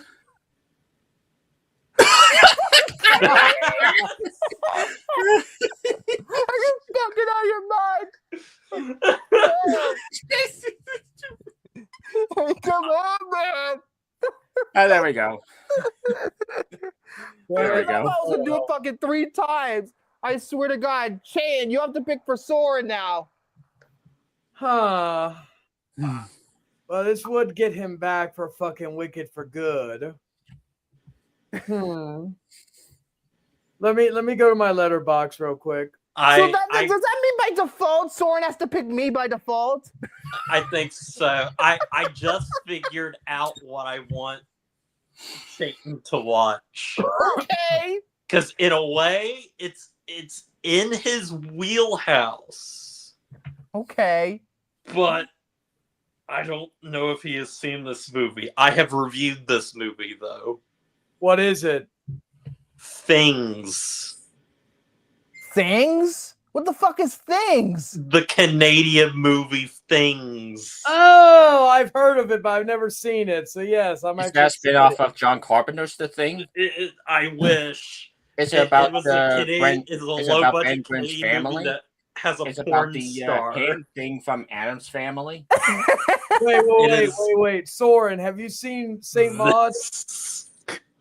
He got looks like Satan. Look at that. He got looks like Satan. Soren, have you seen Saint Maud? No, I've been interested in it. Although, should I have him pick a movie he's interested in? Oh, that's the one movie with Galadriel from the Rings of Power, who's really, really great in the Rings of Power. I've been interested in it since I liked Love Lies Bleeding. Oh yeah. You know what? I'll be the opposite of you, Soren. I'll be nice to you. I'm gonna give you Saint Maud. All right. All right. Especially it's Well, funny then I if have it's to. Well, religious. then I think since okay, this, Soren, you have to pick me, and then I have to go. I have to make a decision now. Magnolia or Companion? Fuck. You know what? I originally I was gonna be an asshole and recommend you Across the Spider-Verse or a movie by this particular director, but I figured I'd be nice to you for a change. Only problem is I don't know at the top of my head. I don't know off the top of my head. Well, So I much was for gonna that. say if I landed on Victor, I would have had him go for Across Spider-Verse. Fuck that. Here's the thing, Jared. I have to choose between either Amy Mann or Sophie Thatcher. I don't know what the fuck I'm gonna do. Sure. I don't know what the fuck I'm gonna do. I'm biased towards both of them. What? Well, I mean, I will say I've been kind of wanting to watch some PTA, but don't let that influence you. Well, then okay, let's do Companion then. Fuck you. Okay. Congratulations. All right. We're all set except for now I can Soren. be- He has to fucking figure out his shit. But you made that easy for me. Because I don't want to be influenced. Then I end up watching Magnolia anyway. Anyway, oh jeez, that's what Soren did with all of our movies. I'm gonna watch all y'all anyway. But then he's already seen Companion, so it's like you don't have to watch it again. Although he probably would rewatch. I like rewatching things, but anyhow. So, Soren, did you pick something yet? Not yet. Well, I'll then I'm choose just by gonna move the fuck right along. Jared, it's your turn. I'll choose by the end of the episode. All Since right. Shane has to leave soon, I'm gonna get Shane first before I go to Okay. Jared. Sounds good. All right. So anyway, I don't even know what my other topic is going to be, but I do have one topic. Well, a few things, I guess. Motherfucking Leon Kennedy is leaked to be. Yeah, I got leaked. Thanks a lot, PlayStation. I don't give a fuck. I'm glad. Fuck yeah. Leon Kennedy's the GOAT. Nobody can tell me differently. Chris Redfield, that boulder punchy bitch. Jill Valentine and Claire Redfield, yeah, they signed the book, but they ain't no Ada Wong. I'd sit for that bitch. But yeah, motherfucking Leon S. Kennedy is back for the first time since Resident Evil 6, not counting the remakes. But anyway. I did not know this. Holy crap. Of course, I'm going to be doing my top movies of 2025 next week. Right now, I am at 47. I'm at 42. By tonight, I'll be at 48, and then because again, it is ranked worst from worst to best. And then of course, I'll be doing probably a top 10 or top 20 most anticipated movies of 2026. I will say 2 of the probably the 20 are coming out next month. You could probably take a guess on what some of those movies are. But for this list, I decided after being inspired by another YouTuber called Possessed by Horror, where she ranked the years of horror from the 2020s, I decided to do a top 20 horror films of the 2020s so far. Now, I made a few rules. Every year has to have one. And at least one. Doesn't mean that. So some years may oversaturate the others, but every year must have one. Mm-hmm. If they got released at festivals before 2020, but they didn't get theatrical or streaming or any wide release for 2020 onward, that counts. And also one per franchise. If it's a franchise, one per franchise to keep it fair and not oversaturate it with too much. Number 20 is Saint Maud. Funny enough, that was Irony. By the way, for the update in terms of since we're talking about irony, my Dogma 4K Steelbook is not in the fucking mail yet. Lionsgate, I pre-ordered that shit. I want my 4K right now. It's Tanner's birthday, and I want to show it off so I can say happy birthday to Tanner and show the Steelbook, but no, it's not even here yet. My best friend is getting the Australian version. Oh, the Umbrella edition. Yeah. I want my 4K. So same mod. I won't go too much into detail because again, I want to wait for Soren to watch it next week or for next week. Number 19 is Scream 5 or Scream 2022, whatever you want. Higher. I still think this is the best Scream movie since Scream 1. I did like 6, and 4 is probably the only other good one. I know Victor disagrees. You. But yes, I did love it. Jack Quaid and the girl from Honora. There you go. Number 18, and probably this list ain't gonna be as. Also, way to throw Melissa Barrera and Jenna Ortega on the bus there. Well, I didn't want to go with the stereotypes. Anyway, and also this movie made me give a fuck about David Arquette. Number 18, what I think is Alex Garland's best movie, and probably a movie that Victor is going to get mad at me about, and that is Men. A Civil War is a better film. As a And film, Ex Machina. but Men is to me my favorite Alex Garland film. It's just cinematography, the performances, just the allegories within it is just great. Number 17, a movie that probably not a lot of you know about, and that is the movie called Censor. I've heard of it. I've heard of it. It's like that. it's like UK. It's a British film. Yes, I don't want to give too much away. I really recommend if anybody has not seen Censor, go see it. Number 16 is did I think Possessor came out 2019 because it was either between this or Possessor. Infinity Pool. I've never seen any of. Seen a few David Cronenberg. I've never seen anything from his son. One of his sons, His son's right? really good. Is really good. So but yeah, Mia Goth is I want to fantastic. see Possessor first before I see. Possessor's really good. Number 15, Alien Romulus. Overrated. Fuck you. I thought Prey. It was I okay. thought about putting Prey in here, but Not I a don't horror really- film. It's an action movie. Yeah, It's I like the don't put- entire Predator franchise. except for Predator 1. It's basically Predator is an action movie. All of them are Predator is a action. mixture of horror and action. I've said the first half is a fucking action film, and the second half is more of a horror film.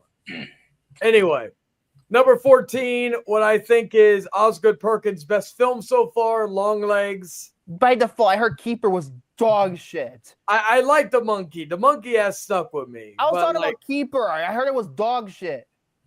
another great one that would have been an honorable mention was Gretel and Hansel.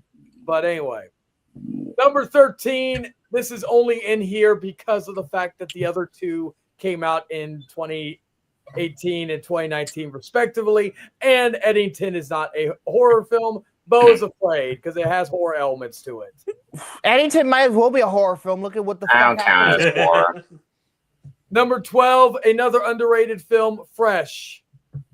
I've only seen Right, part not of that Fresh. movie, but that's the one with Sebastian Stan eating Yes. people. Yes.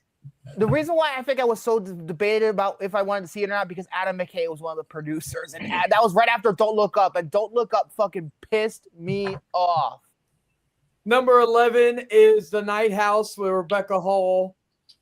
I like David Bruckner in terms of like some of the other things that he's done, but I've never seen that. I love The Ritual, which is a very good movie. Yeah. Number 10, Late Night with the Devil. I still want to see that. You know, I meant to see it, but then I never got a chance to. Number 9, even though, again, Weapons would have been an honorable mention, but still Zach Cregger's magnum opus, Barbarian. No, it's not. It's overrated. Both of the movies are overrated, but Weapons is a little better. You're overrated. Anyway, I just praised Eddington, so what the fuck are you talking about? fair. I'll let you have that moment. Number 8, Nosferatu. Great movie. Yep. Number 7, Smile 2. I've never seen any of them. Number 6 is for you, Victor. The Substance. Like I said, My number liked one the last year. first 2 acts of that movie, but the third act is where it loses me. The first 2 acts are very good. Very Speaking of good. which, another honorable mention would have been 28 Years Later. Honestly, I put 28 Years Later on this list. It's so Number good. now we're getting to the top 5, and I will and the next 3 are all slashers. Number 5 is Halloween Ends. Ugh, for fuck's David Gordon Green's magnum opus. If only he didn't rape us with fucking. What about Pineapple Express? That probably is his magnum opus, to be honest with you. But Halloween Ends, one of the top tier Halloween films. Fight me. I've seen all the Halloween movies, and I have a pretty, I've always been known as a controversial figure when it comes to my Halloween thoughts. Well, really, H2O is the only one to despise. Everything else is Fuck you. No, thank you. I don't roll that way. Yeah, you said that to me. So who's one talking? Oh yeah, that's right. But you also said you did Soren the other week. No, I didn't. No, you took So that out of technically, you've done 2. context. You fucked 2 guys. I only said fuck No, you to you you. took that out of context. Oh. Anyway, number 4 is Terrifier 3. Oh, for fuck's Yeah, sake! you had to figure that was going to be in there. Number 3 is X. Why couldn't they make Maxine Triple X? Why do they have to call it Maxine? Call it Triple X. I mean, Vin Diesel. Because of the Vin Diesel movie. I was going to say Oh, Vin fucking Diesel Vin will probably Diesel. bitch to fit. Number 2, what I find to be probably one of the scariest movies I've seen, or very more disturbing movies I've seen in a very long time. Another honorable mention would have been Talk to Me, but this one, Bring Her Back. Great movie. Yes, I think it's absolutely. It's so far. It's number 10 on my list. There's the best films of the year. I don't know if it's going to change. Then again, with Avatar, things are bound to change. So we'll see. Now, I think Bring Her Back's my number 2 currently. Now, my number 1, this is probably going to be the controversial one. I gave up on this director many years ago. I thought some of the franchise, I don't want to give too much away yet. Don't want to build suspense. I thought a good amount of his movies over the last probably 10 or so years have been overrated and all that. But I knew somewhere there was still that great filmmaker in him. And a movie that pays homage to Giallo, and a filmmaker who basically got to do. Oh, another honorable mention. I would have put this in here. I'm pissed I did last night in Soho, but it is what it is. But anyway, The Ward is number 1. The John Carpenter. what? The Ward is number 1. The John Carpenter movie. No, it wouldn't have made no, because that wasn't in the 2020s. Even if I wanted to. No, and it wouldn't have been in if it was the 2010s. It still wouldn't. I'm being a troll. Oh, okay. Anyway, so a movie that respected and paid homage to Giallo films, a genre that I'm most certainly a fan of. I think it's Malignant. A movie that is bonkers. I think it's Malignant. Ladies and gentlemen, James Wan's best film since Yes, it is his best film. Malignant. Mark my words, I agree with you 110% as the Oh, I best thought you film. hated Malignant. No, I never said I hated it. Oh no, Victor loves Malignant. Oh, you love Malignant? Oh, Yes. thank you. I you think know it's what? his best film. Thank you. Oh, I thought that was gonna What the piss hell are people. you talking about? I love that movie. I loved it since day 1. Oh, all right. Well, who would have thought you would we wanted to kill each other a few weeks ago, and now we're well. Oh, thank you, Hunter. We're theoretically no homo in making out right now over Eddington and Malignant. Yes, Malignant is by far, in my opinion, the best horror film of the 2020s. Oh, I think it's what it does with the genre bending. It's just one of the most batshit insane. I loved every second of it. I was just stunned by the third act. I was stunned. I was just like, wow. I just thought of Vic's movie. Honestly, I think this What's is the movie, Soren? I feel like Warner Brothers said, after Aquaman made over $1 billion, it's his most successful movie to date, and they're like, you know what? Go ahead, do whatever the fuck you want to do, and this is what led to it, because *Malignant* is his most creative movie he's ever done. Everything in that movie makes sense. Everything is so balls to the wall, action, horror. Like, it does everything right. It is so great. It needs to get more of an audience. I feel like a lot of folks would really appreciate for what it's trying to do. I feel like it is one of the most creative horror films I've ever seen in my entire life. Sweetie, have you ever seen *Malignant*? Yes. What'd you thought of it? Crazy, kind of wild, took a turn I did not expect. Oh, okay. And then I was like, oh, that makes sense. See, that's why I showed you like pieces. Remember that one movie? Bastards. Remember? Oh. Remember Speaking of that? movies, I thought of Vic's movie right now. Oh, Since, okay. Yeah, I showed you that because James Wan, it was an homage to Giallo films, and Pieces is a Giallo film. I think the third act twist is up there with like M. Night Shyamalan's Sixth Sense territory. Thank you. I felt like I was like one of the only ones who actually think this movie's a masterpiece. I give it I 5 haven't seen I haven't seen it in years. I would like to can't rewatch say. it again. Go ahead, Soren. Since Victor not watching this movie pretty much derailed this whole bracket earlier, Victor's watching It's a Wonderful Life. For fuck's sake! Yeah, Victor's never seen It's a Wonderful Life. Damn it! Fine, okay, fine. Hell It's no. Christmas anyway. Okay. Might be working. Okay, but yeah, I agree with you. *Malignant* is a brilliant film. Brilliant film. I just didn't know what I was going to expect from it, but I was just like, wow, that's better than I expected. Well, you know what? If it doesn't land on my pick before my birthday, like if it doesn't land on Chayton's pick by my, I'll throw you a bone, Victor. Since you praised what do you call it, Eddington. And since you fucking what's the other thing, and since you love *Malignant*, you know what? I'll throw you a bone. We won't have to do *Midsommar* next year. We'll postpone it for another year. I'll pick *Malignant*. You're still watching *Midsommar*. We're still covering *Midsommar*. We're just gonna wait. We're still gonna wait a year.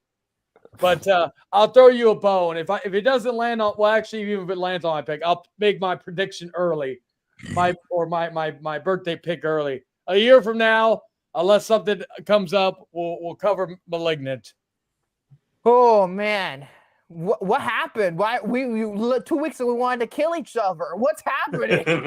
I know. I thought. Well, I guess I thought I was in the minority when I thought what do you call it? When I thought now Soren's in the minority in terms of Eddington.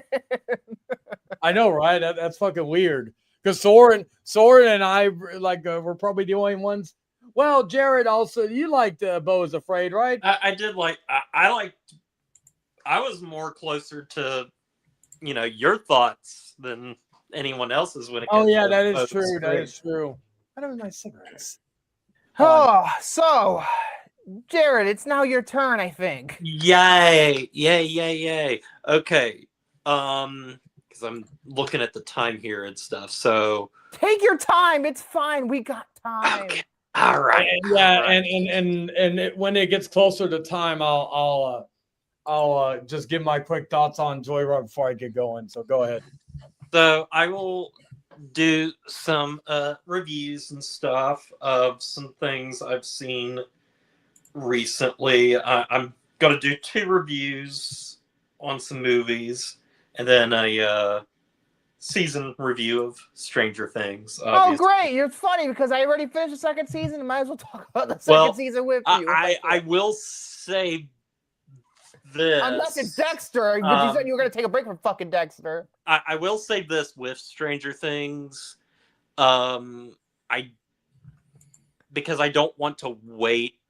I could postpone it and wait till next week because technically Morgan and I did not get to finish the current episode, the last episode. Well, technically speaking, don't you remember But I've everything that seen this happens in before. it? Don't you remember everything that happens in it?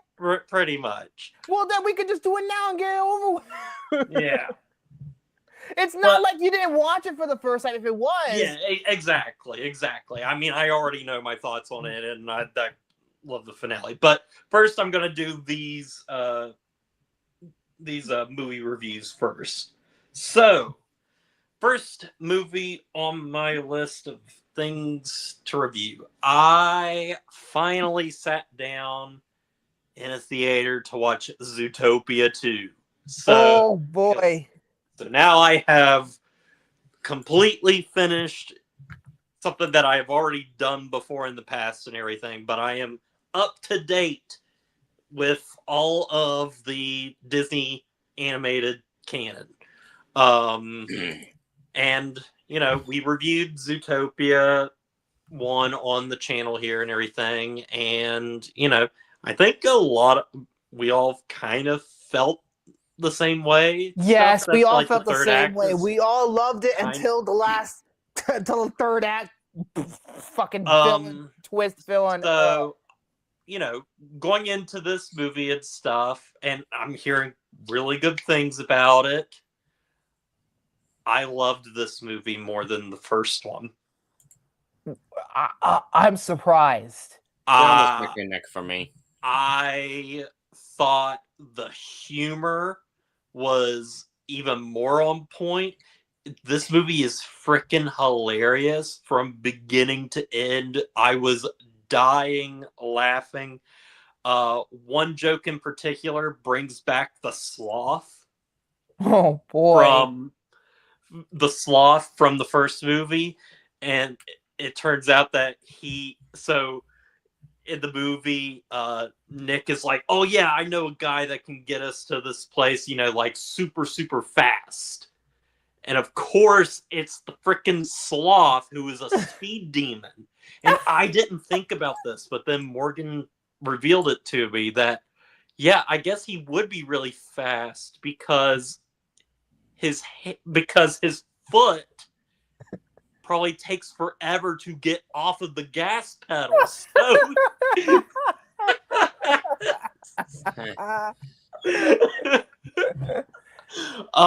but it's this.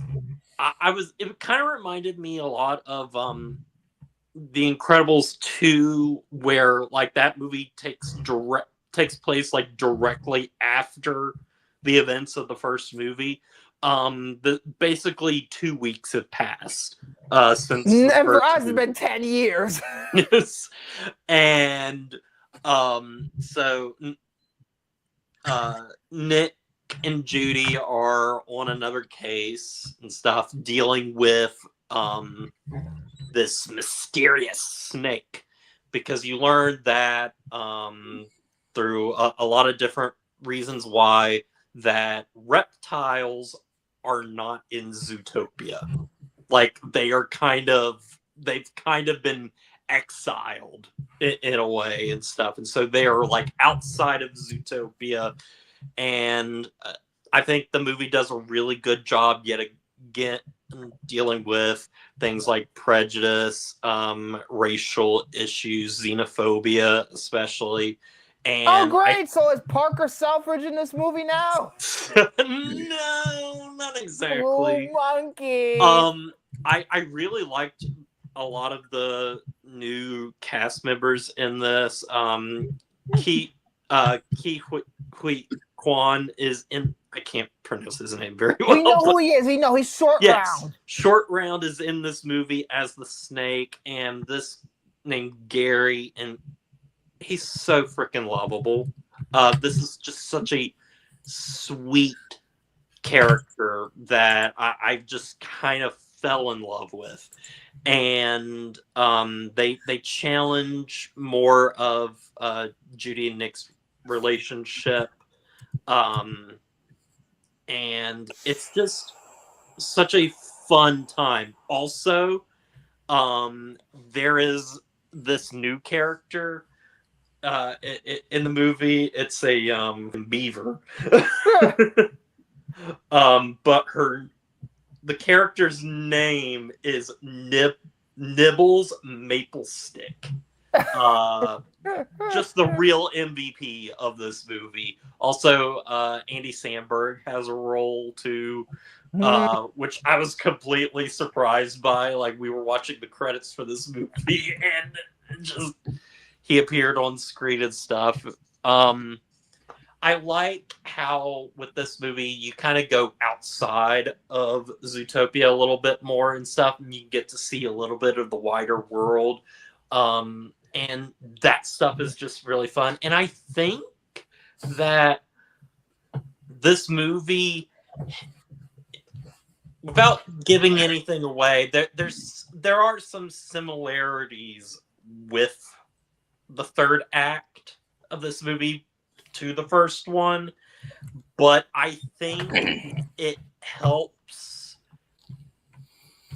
I think it is able to accomplish everything that it's setting out to do a whole lot better. And I think, then again, it's a completely different from the first movie, but there's just a nicer, more emotional core to this movie that I really like. I really connected with the character of Gary a lot and what he wants to accomplish. I think the dynamic between our two leads is just better than ever.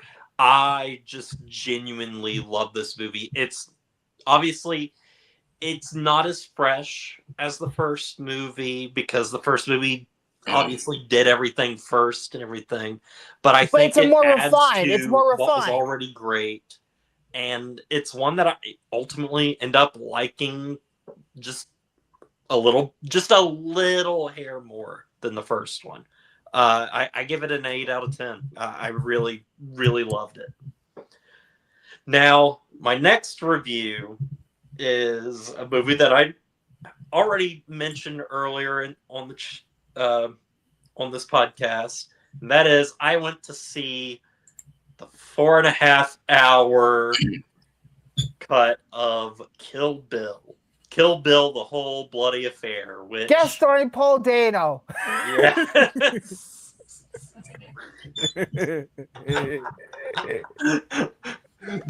So I'm a big fan of And Matt Kill Bill Willard. Volume 1 and Volume 2.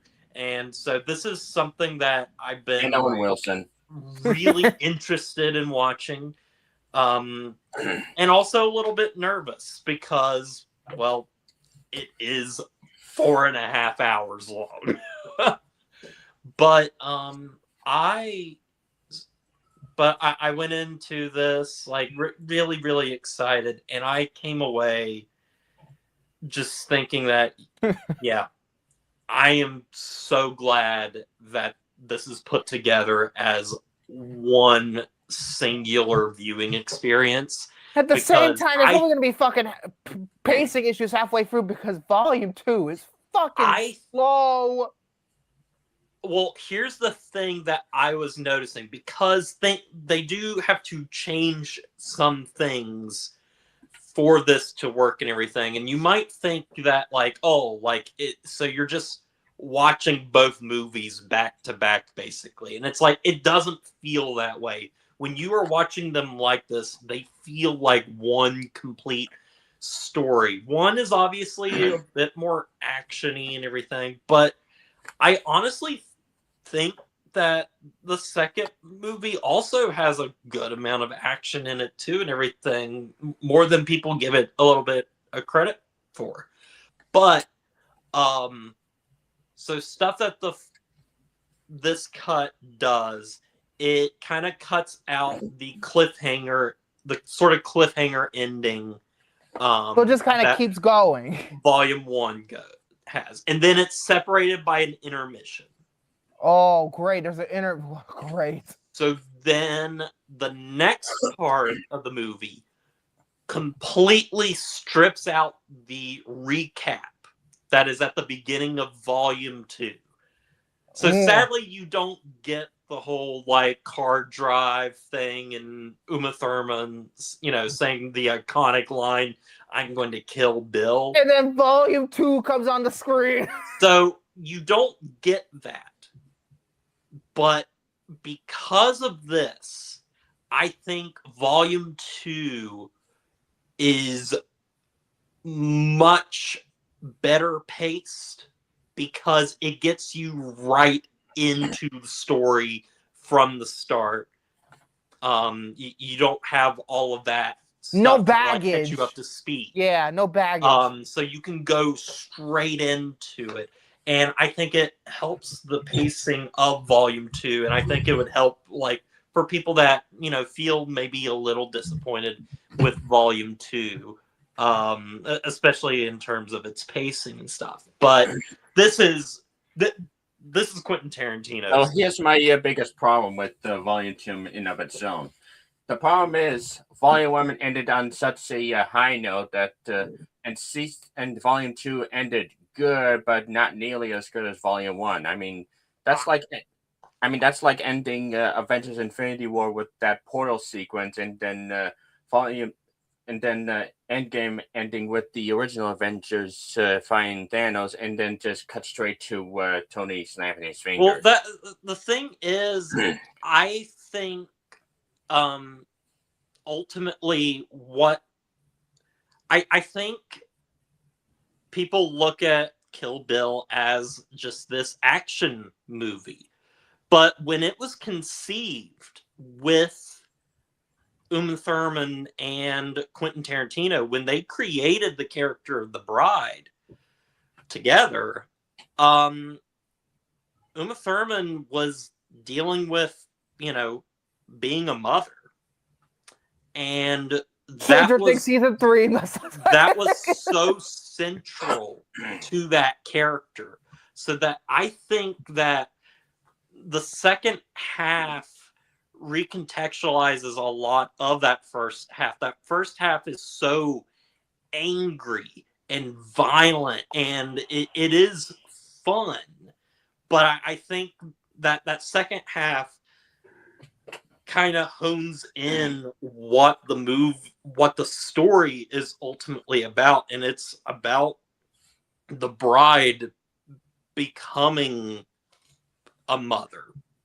Mm-hmm. And I can understand that being not necessarily what you wanted or what people thought they wanted.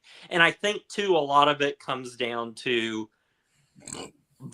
when it was split into 2 volumes. You watch that first volume, and it's just so high energy. It's just...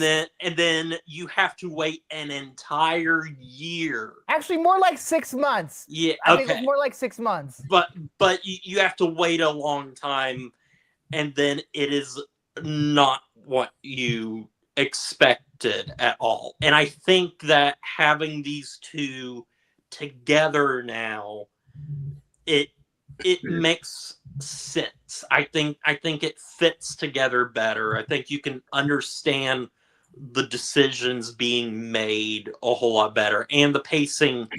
Despite the fact that the movie is 4.5 hours, I think the pacing actually is strangely lightning fast. I did not feel like I was in this theater for 4.5 hours. And there's also a lot of like extended moments too, because it is unrated. So the black and white sequence that's in the fight with the Crazy 88, completely gone. It's all in color. In color. Oh, good. Great. Freaking, it's just insane watching this movie and stuff, and like how okay, I have to watch this cut now. Maybe I'll appreciate Volume 2 because of this damn cut. I love how cartoonish this movie could be and everything. Like when people like just get cut, like they spray about as much blood that's in like 3 people. Not only that, we're going to see when she takes the guy's eyeball out. Yes. Oh my gosh. Honestly, when I was watching this movie, I was kind of like, it can be argued. It can be argued that in some way, Kill Bill, just Kill Bill, just all of it, is one of the greatest films ever made. Because it's got action, it's got comedy, it's got just a lot of heart to it too. Uma Thurman is a revelation in this movie. This is her best performance. I personally think this is She was not up for awards consideration, was she?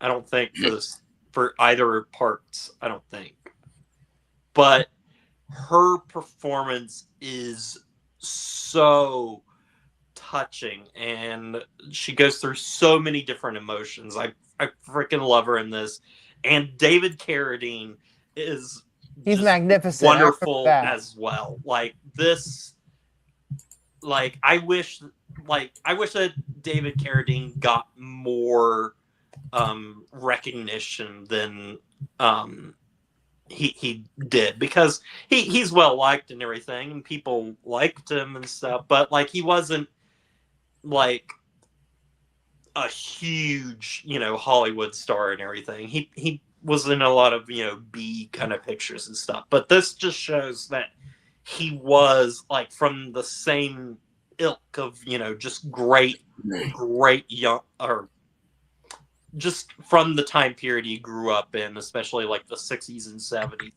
Fantastic actor. I loved this movie.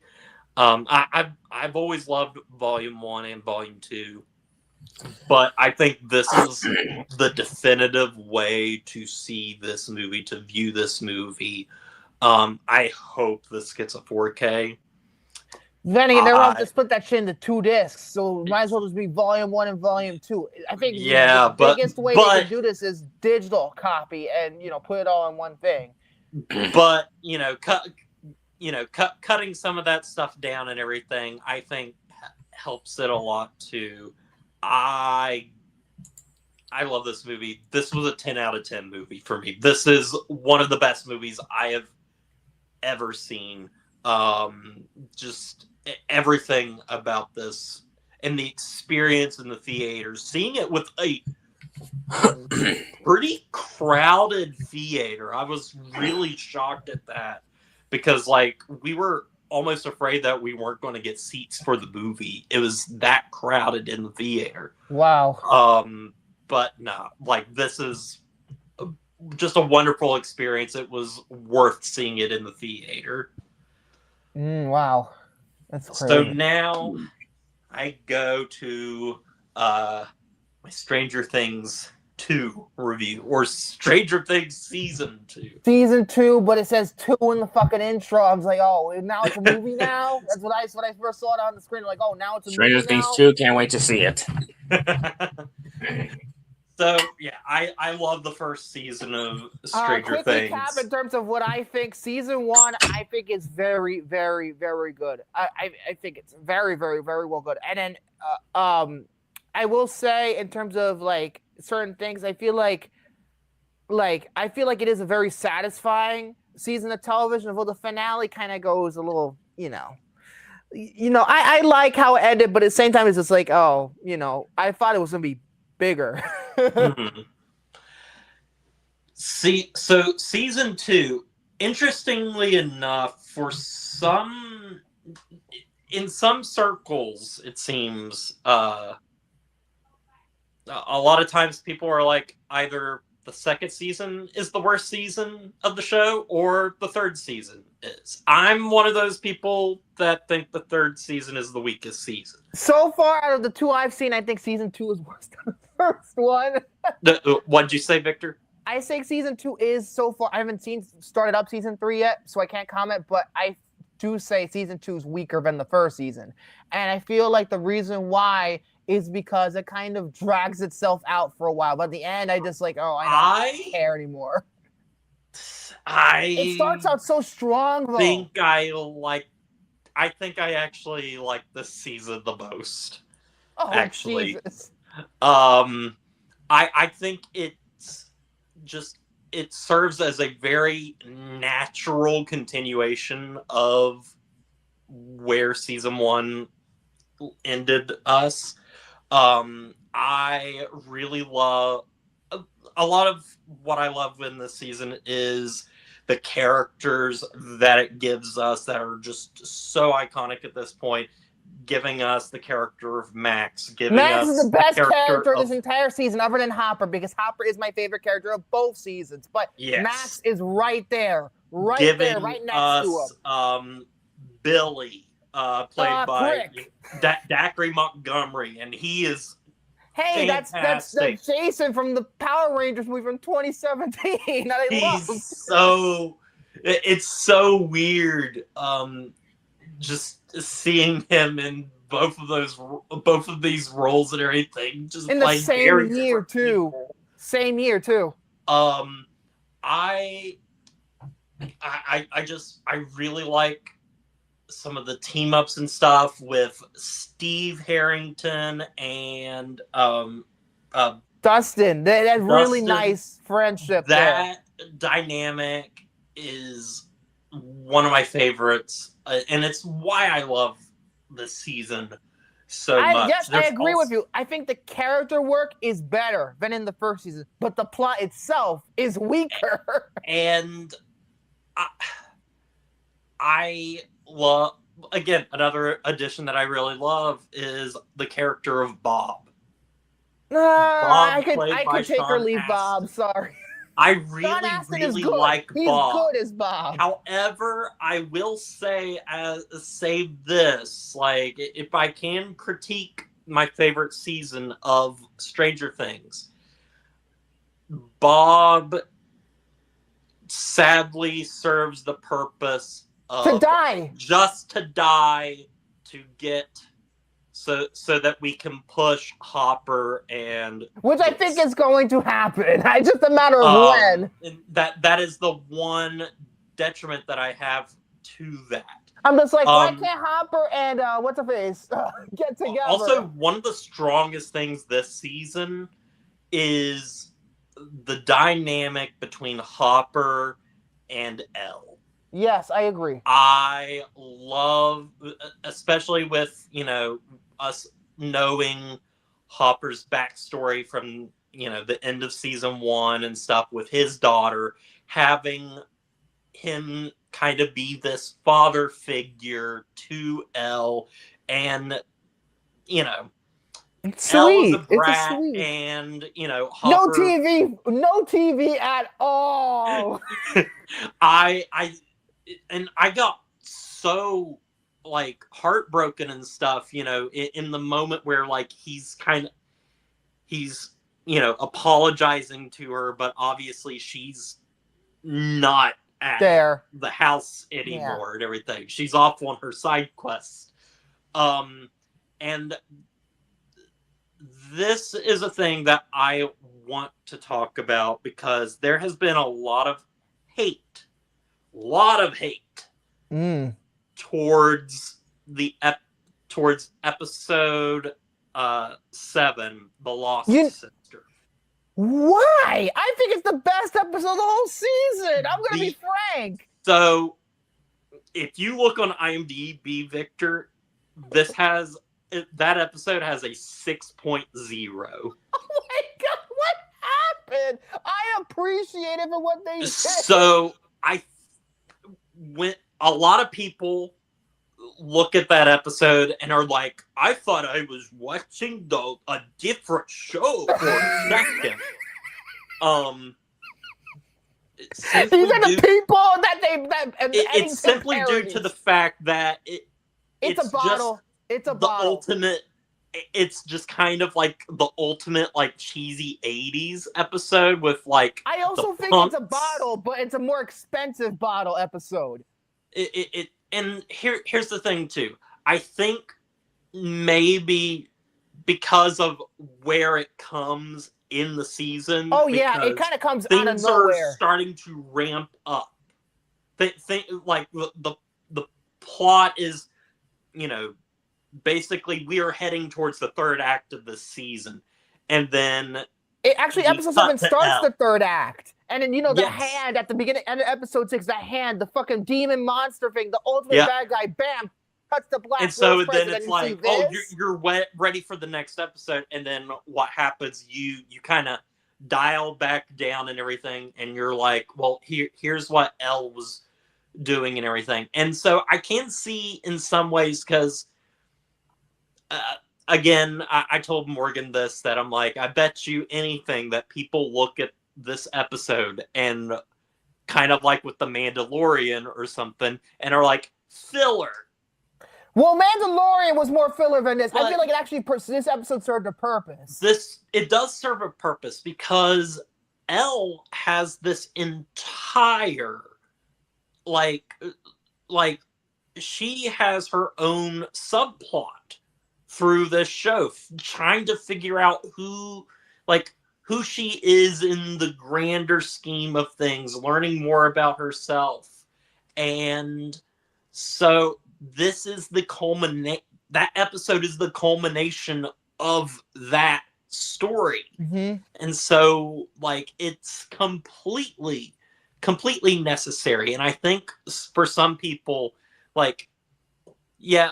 normally you don't devote an entire episode to just a subplot and everything, but I almost see Stranger Things as one 8-9 hour movie in a way. It's structured. It's when you look at it as a whole, it really is structured that way.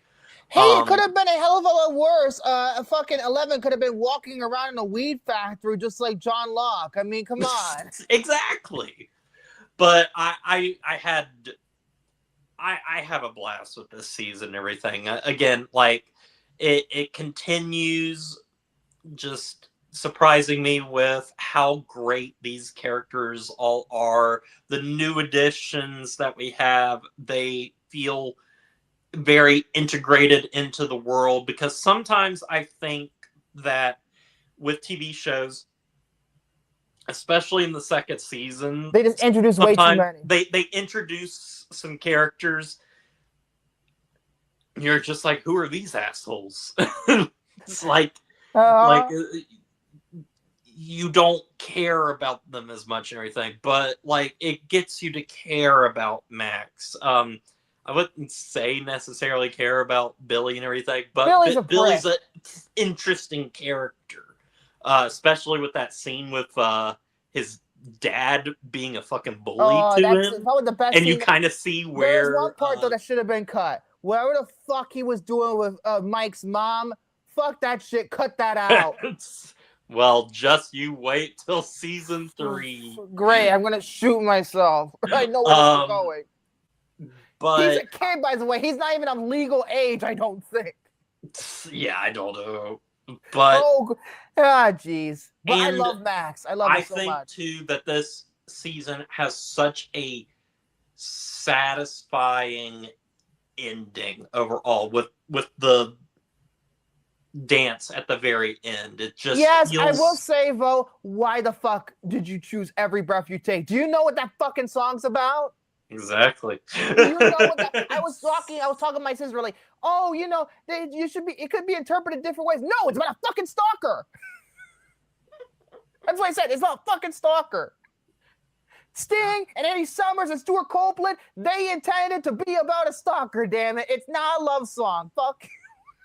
I didn't say it like that, but I love this season. I prefer it overall, but I do think that season 1 has a stronger narrative overall, but I love the places that season 2 takes us with the characters, introducing us to new dynamics, putting us giving us new characters that fit very well into the world itself. I've always been a fan of this season from the very start. I also think the finale to this, The Gate, is a very, very strong episode. I think the episode's just okay. It's what is this with showing finales? I feel like, oh, okay. Maybe season 3 and 4 have better finales. I heard season 4 is the best season finale. Look, it was 2.5 fucking hours. So we'll see.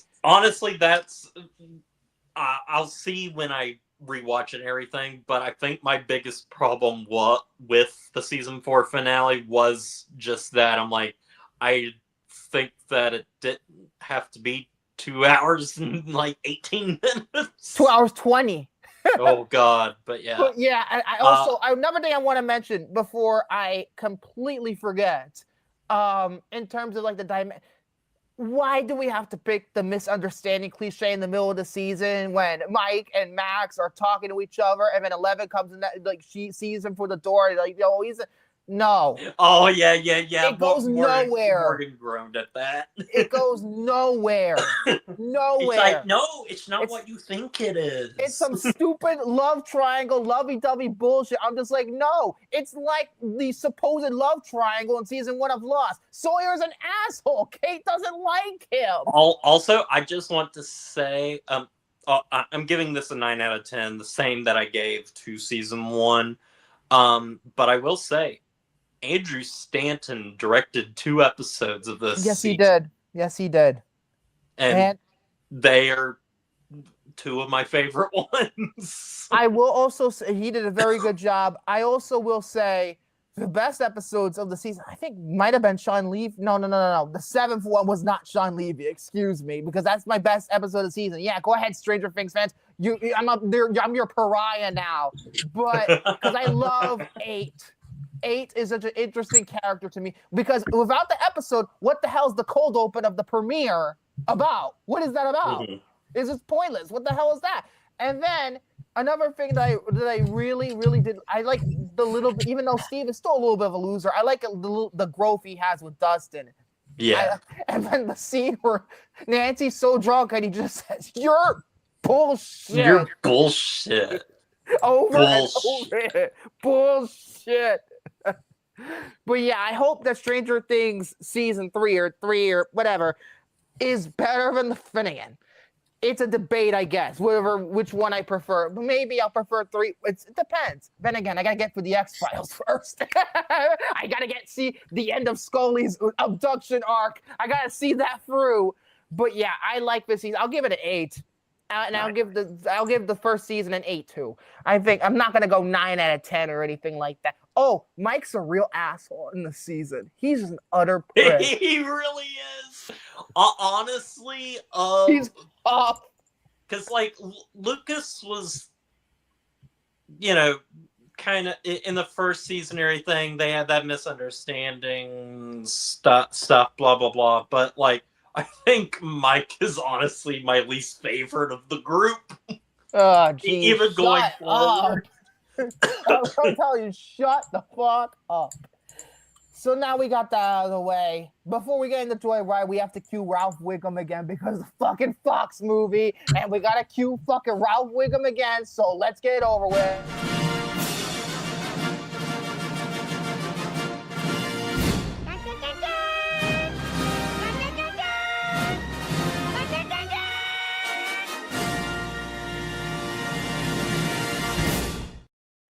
Now we got that out of the way, I want to review. We're going to talk about this movie that, it's funny because look what shirt I'm wearing tonight.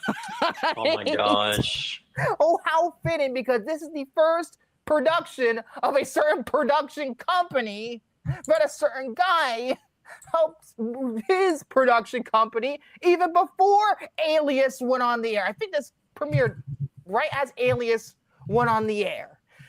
And that is, of course, the 2001 thriller named Joyride. Breaker 19. I'll be at the Lone Star Motel. What room? Room 17. It started out as a simple prank. We had a little incident here last night. The victim was staying in room 17. Ripped his jaw clean off.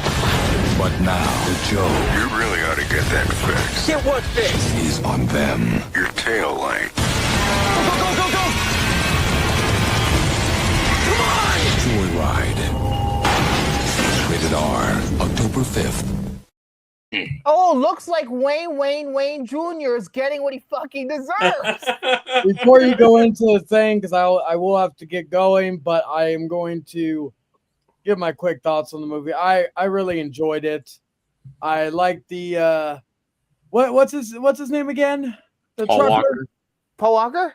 Oh, No, the trucker. the trucker. Oh, the Ted Levine? Well, I know Ted Levine. Rusty, the name Rusty. Rusty. Rusty Nail. Rusty Nails, Candy Cane. Anyway, I'm gonna give this candy cane joyride about 4 out of It 5. puts the lotion on the skin, or else it gets the hose It again. had some good action, some good character work. Ted Levine was great. Paul Walker was Paul Walker, so you know it was what it was. And the thrills and chases were very good. You know what I mean? But it was only fitting that I survived in the little bitch. Some little dude I made dress up in the girl in the second movie, you know. But we don't talk about those movies because they went straight. We do not. We're not doing the sequels. We are not. This is the only Joyride movie as far as we're concerned. Unless you want to talk about the 2023 comedy of the same name. If you don't do the sequels, Victor, then I may have to come to you and call you Candy Cane. So you better review my movies. Lance, by the way. You better review my movies, or I'll pour lotion all over that body. Oh my God! It turns out it's Buffalo Bill. But I will pour some lotion all over your body, and I'm just gonna have my way with you. Yeah.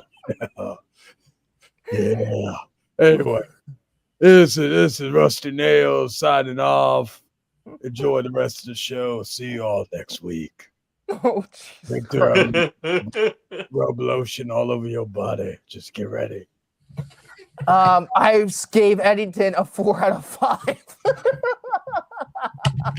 How many times we're gonna say that? Anyway, now I'm getting into specifics. We're gonna get to the actual review. Joyride, or in the UK and in Australia, it's known as Roadkill. Why is it called Roadkill? That's a horrible title. Yeah. Is a 2001 American psychological horror thriller film directed by John Dahl, who directed a movie that we previously reviewed, Rounders, which I think is pretty underrated. You weren't there, Jared, but Rounders, I wasn't. No. fucking Neither was underrated. I. He also directed Red Rock West with Nicolas Cage, and he also directed The Last Seduction, which is a movie I really need to sit down and watch. I heard that's very good.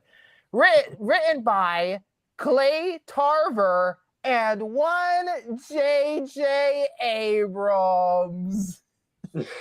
Don't you dare, Victor. Don't you fucking dare. Who, at the time of this movie coming out, had already created Alias. It was already a big hit. And then 4 years later, he teamed up with another writer, and he created the single greatest show to ever be broadcast on network television. Next. Produced by J.J. Abrams and Chris Moore, as Matt Damon would say it in his Oscar acceptance speech for winning Best Original Screenplay in 1997. That's how we thanked Chris Moore. And yes, it's the very same Chris Moore from that speech. Starring Paul Walker, Steve Zahn, and Lily Sobieski, Ted Levine, and in the physical performance as Rusty Nails, not Ted Levine, it's a guy named Matthew Kimborough. Not Ted Levine in terms of the physical Rusty Nail. That's a completely different actor. It don't look anything like Ted Levine because he was probably too busy filming Monk. So he probably just had to do the voice. Released on October 5th, 2001 by 20th Century Fox and Regency Enterprises. Budget was $23 million and it made $36.6 million, making it, I guess, a modest success.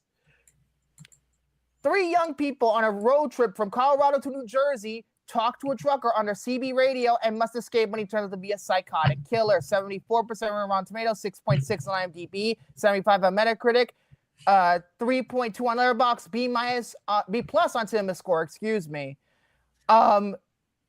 You could argue I'm being biased because it's a J.J. Abrams production and he wrote the movie, but I love this movie so much. I do. I love pretty much everything. It has nothing to do with the 2023 movie of the same name. No, it doesn't. No, I already mentioned that. But I think what makes this movie so well done, in my view, the simplicity of the story. Yes, it is a modernization of Spielberg's very first movie, Duel, but I think it adds a little more to it than it just being a straight remake of Duel. For one, the trucker lives. I didn't even know the trucker didn't live in Duel, so thanks for giving that away. But yeah, I also think the dynamics are different because it's really just only two people in Duel, right? There's not very many. Yeah, no, there's not a whole lot of people. So in instead, you get 4 people and a couple of supporting characters for 10 seconds each. But yes, I think what really sticks out about this movie is just the intensity and how it's structured and how it's written, how it's directed. It is just, as the title suggests, it is a joyride because it's just frills mile a minute. It just never stops. It's a very lean movie. It's only like 97 minutes long. So it just cuts out all the fat and all the filler and just kind of focuses in on what's going on. And I think it's really, really thrilling. I think it really is. I will say, in terms of, the characterization and things like that, sometimes it's very difficult to have a 3-handler movie because you have to ask these 3 actors, Walker, San, and Sobieski, to give it 110% because they're the only characters really in the film. And they do give it 110%. That was one thing that I was really surprised by because, like, this is the kind of movie that would come out that would just be very, like, disposable and forgettable and low effort. And something that I really loved was, like, that all the performances in this are great. Great performances from everybody. Yeah, I do agree so myself. I will say, though, I feel like, especially Steve Zahn, I think he got the best out of Paul Walker because of the chemistry that they both have. I think Walker's performance is better because of Steve Zahn. Yes. Because I want to say that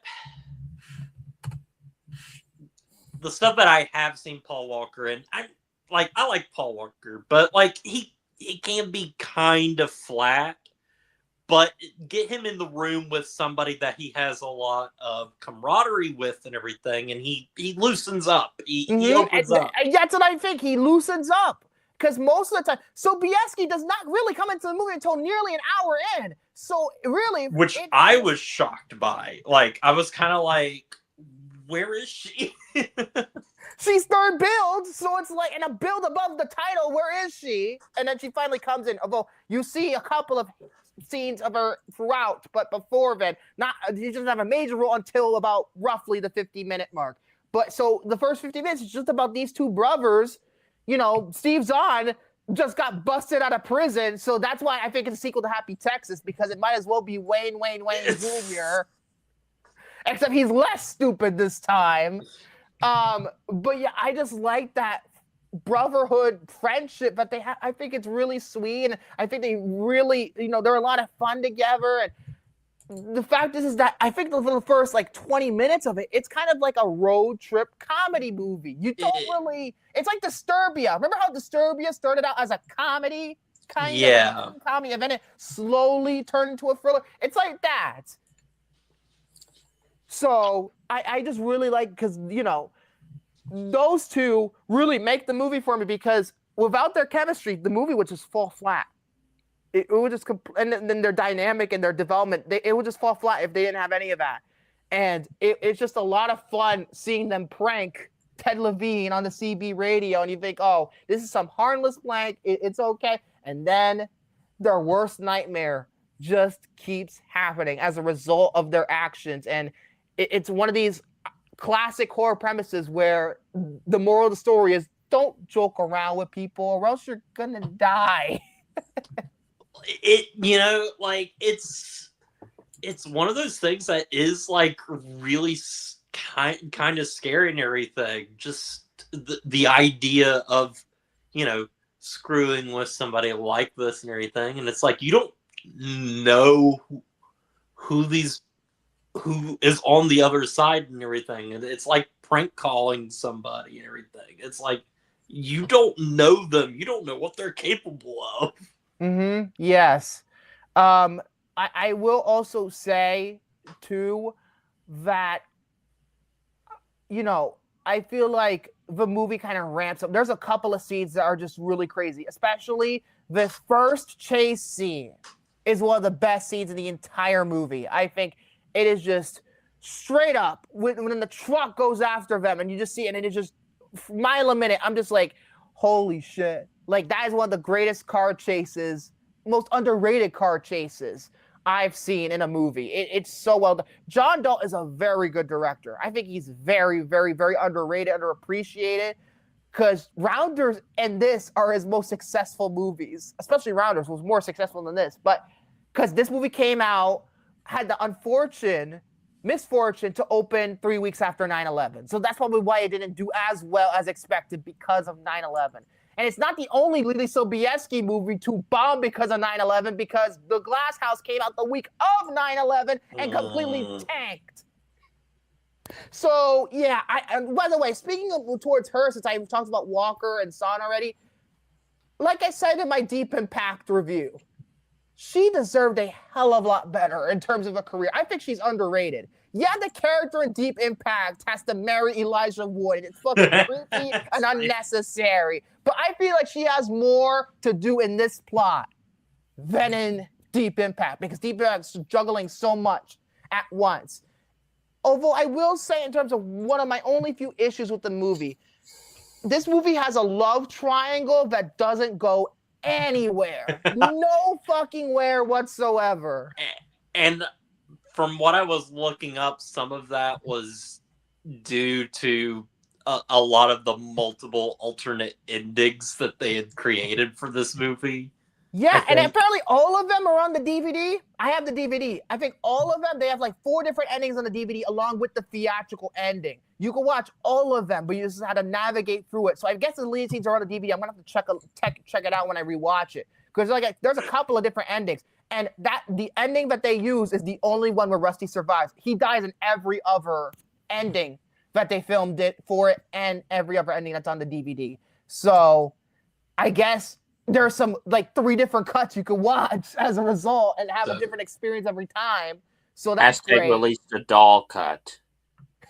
I guess the Dahl cut is the theatrical cut, to be honest. I feel like this is kind of the cut now. It's just I feel like it's just lean and very tense. I feel like there's a lot of scenes that kind of, in some way, I feel like add a lot of character to Rusty. It's just like this mysterious guy. I feel like this movie's kind of like, even though it is heavily inspired by Dune, I think a lot of it is inspired by Halloween, especially the ending. It might as well be a Halloween movie with that ending in mind. Honestly, yeah. Although the ending to me is a little abrupt. I think, I would leave him alive on the CP radio and have him talk to him, but we don't understand what he means by what he's saying. And I feel like, what does this mean? He's going to go after them again? He's going to leave him alone? Why did they leave him alone? That's a whole, why the fuck did they leave him alone? Mm-hmm. They're like, oh, maybe, they already suffered enough. Goodbye. But, that's my main concern, other than the love triangle. I love how this movie is shot like the desert, and it's just like Duel in some ways, but I really, really did like that. Another thing I do want to say is that what's funny is that Sobieski was the first cast. Not Walker or Zahn, she was the first cast. And it took them a long time to find Walker and Zahn, because apparently, in terms of some of the other contentions, Tobey Maguire was offered the Paul Walker role. Oh, wow. Tobey Maguire was, obviously he didn't do it because he had a fucking $100 million blockbuster to do. And he gets a kiss to Kirsten Dunst. It's a win-win. Yeah, it's a win-win scenario, especially for me. Anyway, no, we're not doing that drinking game with Kirsten. I'm not allowing it. You can do the Lost thing all you want, but we're not doing that. Because I'm going to try and review Roofman next week. It's the last show of the year. Fuck it. I go big or go home. But Yeah, Tobey I was Maguire. considering that for my pick for you, but it's a bit too obvious. Wait, did you choose my pick? I forgot what my pick was. Yeah, I chose It's a Wonderful Life. Oh, that's right. I was gonna watch Roofman anyway, so it's not even like, It's a Wonderful Life. Now I gotta write that down. But Tobey Maguire, I don't really see Tobey Maguire in this role. I don't. Yeah, no. I don't know. Like, I don't really see it.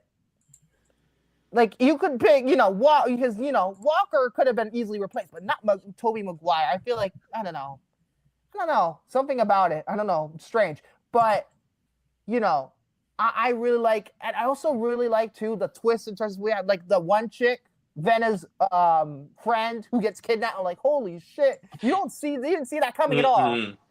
And it's just, I feel like there's a lot of suspense. There's a lot of suspense in the movie, and a lot of funny parts to it, especially that one asshole in the motel.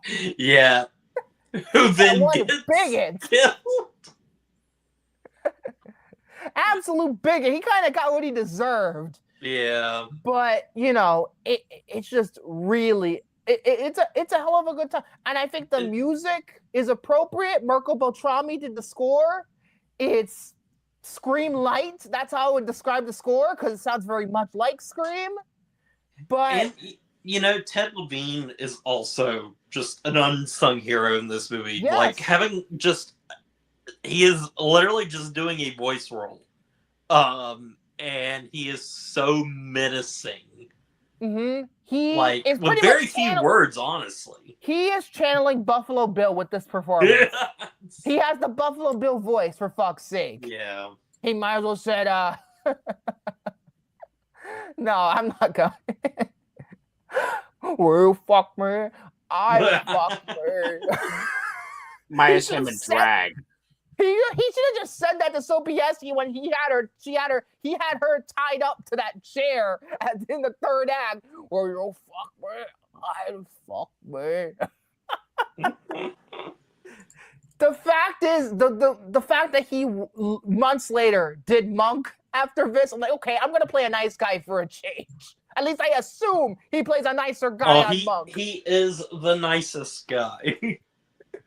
So, I think it's just an incredibly well done movie. I think it deserves a hell of a lot of attention, more attention, although it is on Prime Video, so that's about as good of attention as you're gonna get. But which is how I watched it.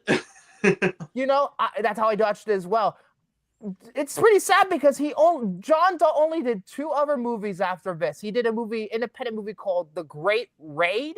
I never even heard of it. It's a Miramax joint and it bombed badly. And then a movie called You Kill Me, written by Christopher Marcus and Stephen McFeely. Yes, the Endgame writers. And then he just did TV. He did several episodes of Dexter, starting I think in the 3rd season. Okay, well I've watched his episodes then. 1 episode of the 2nd season of Breaking Bad. 4 episodes of The Vampire Diaries. Got 1 episode of Arrow, 1 episode of Homeland, 1 episode of Person of Interest, 2 episodes of The Americans. He did 2 Outlander episodes, House of Cards. Yeah, he's done a lot on television, really, mainly. And he just directed an episode of Poker Face in its 2nd season, the 5th episode of that season. So, yeah, he's doing mainly TV now. I mean, he's clearly doing a good job, but he should direct more movies because, I think he's underrated. Yeah, in terms of like my flaws, I already mentioned the love triangle. I feel like I just read on Wikipedia the reason why they cut out, the reason why the love triangle exists is because apparently they had scenes filmed where they kind of developed the love triangle a little bit, but they cut it out. I don't know if it was Tom Rothman who cut that out or, because Tom Rothman is known for cutting shit to shreds, or they just figured, hey, it's not necessary. It's even with that, why would you put the scene in? So what we're seeing is just kind of like the leftovers. Yeah, the leftovers. And I don't know. I think they should have just cut that out, make it very obvious that, she and Walker are going to be a couple, obviously, and, My only real problems is that the opening was a bit predictable, just a little predictable, and the ending was really rushed. I think, yeah, like I said, the ending is my biggest problem because of how abrupt it kind of just stops. Like, I get the whole point of It the does ending. kind of stop, doesn't it? Yeah. Yes, it does just kind of, like, when you start talking to him, and then the movie just decides to cut to black. It just decides to cut to, I think give it about a minute and a half more to ump up the ending and make it clear. Or, you know, that you could have, you mentioned, like, Halloween and everything. They could have done, like, Paul Walker walking out of the thing and then just looking into the night, like, where could he be? Where is he? You know, kind of. I guess that would be a much better ending. It's just kind of just like they're looking confused, and then the movie just decides to cut to black. I'm just like, okay.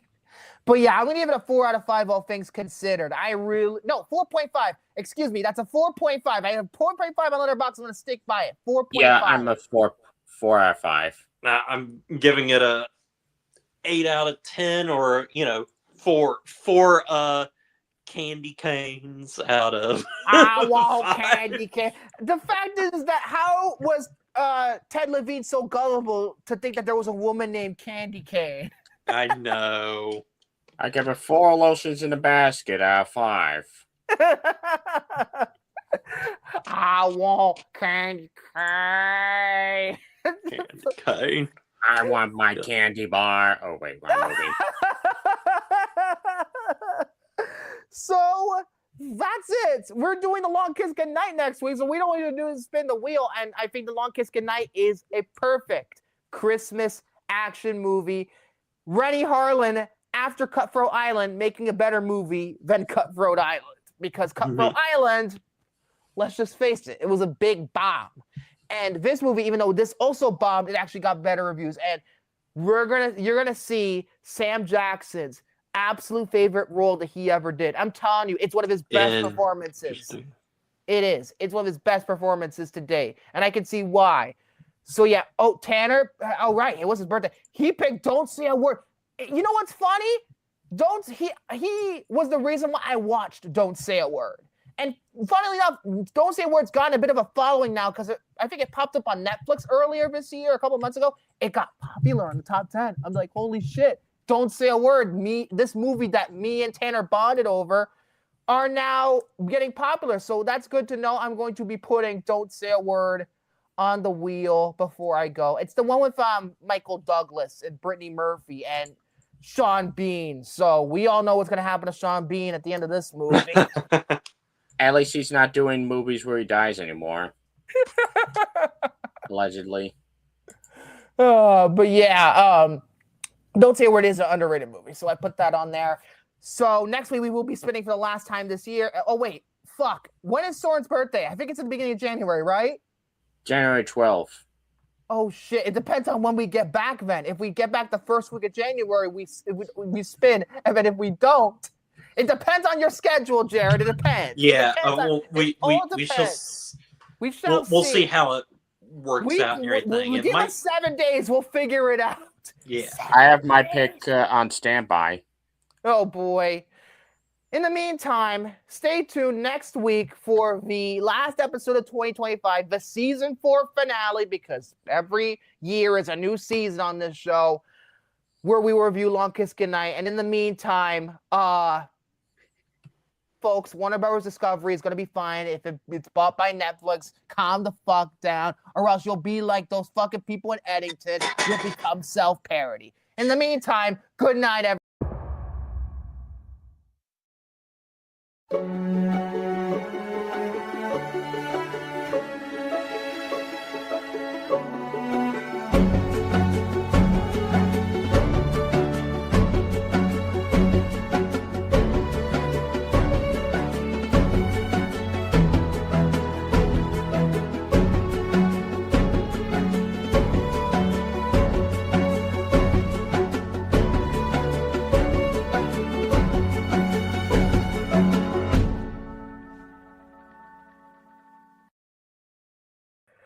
Whew, okay.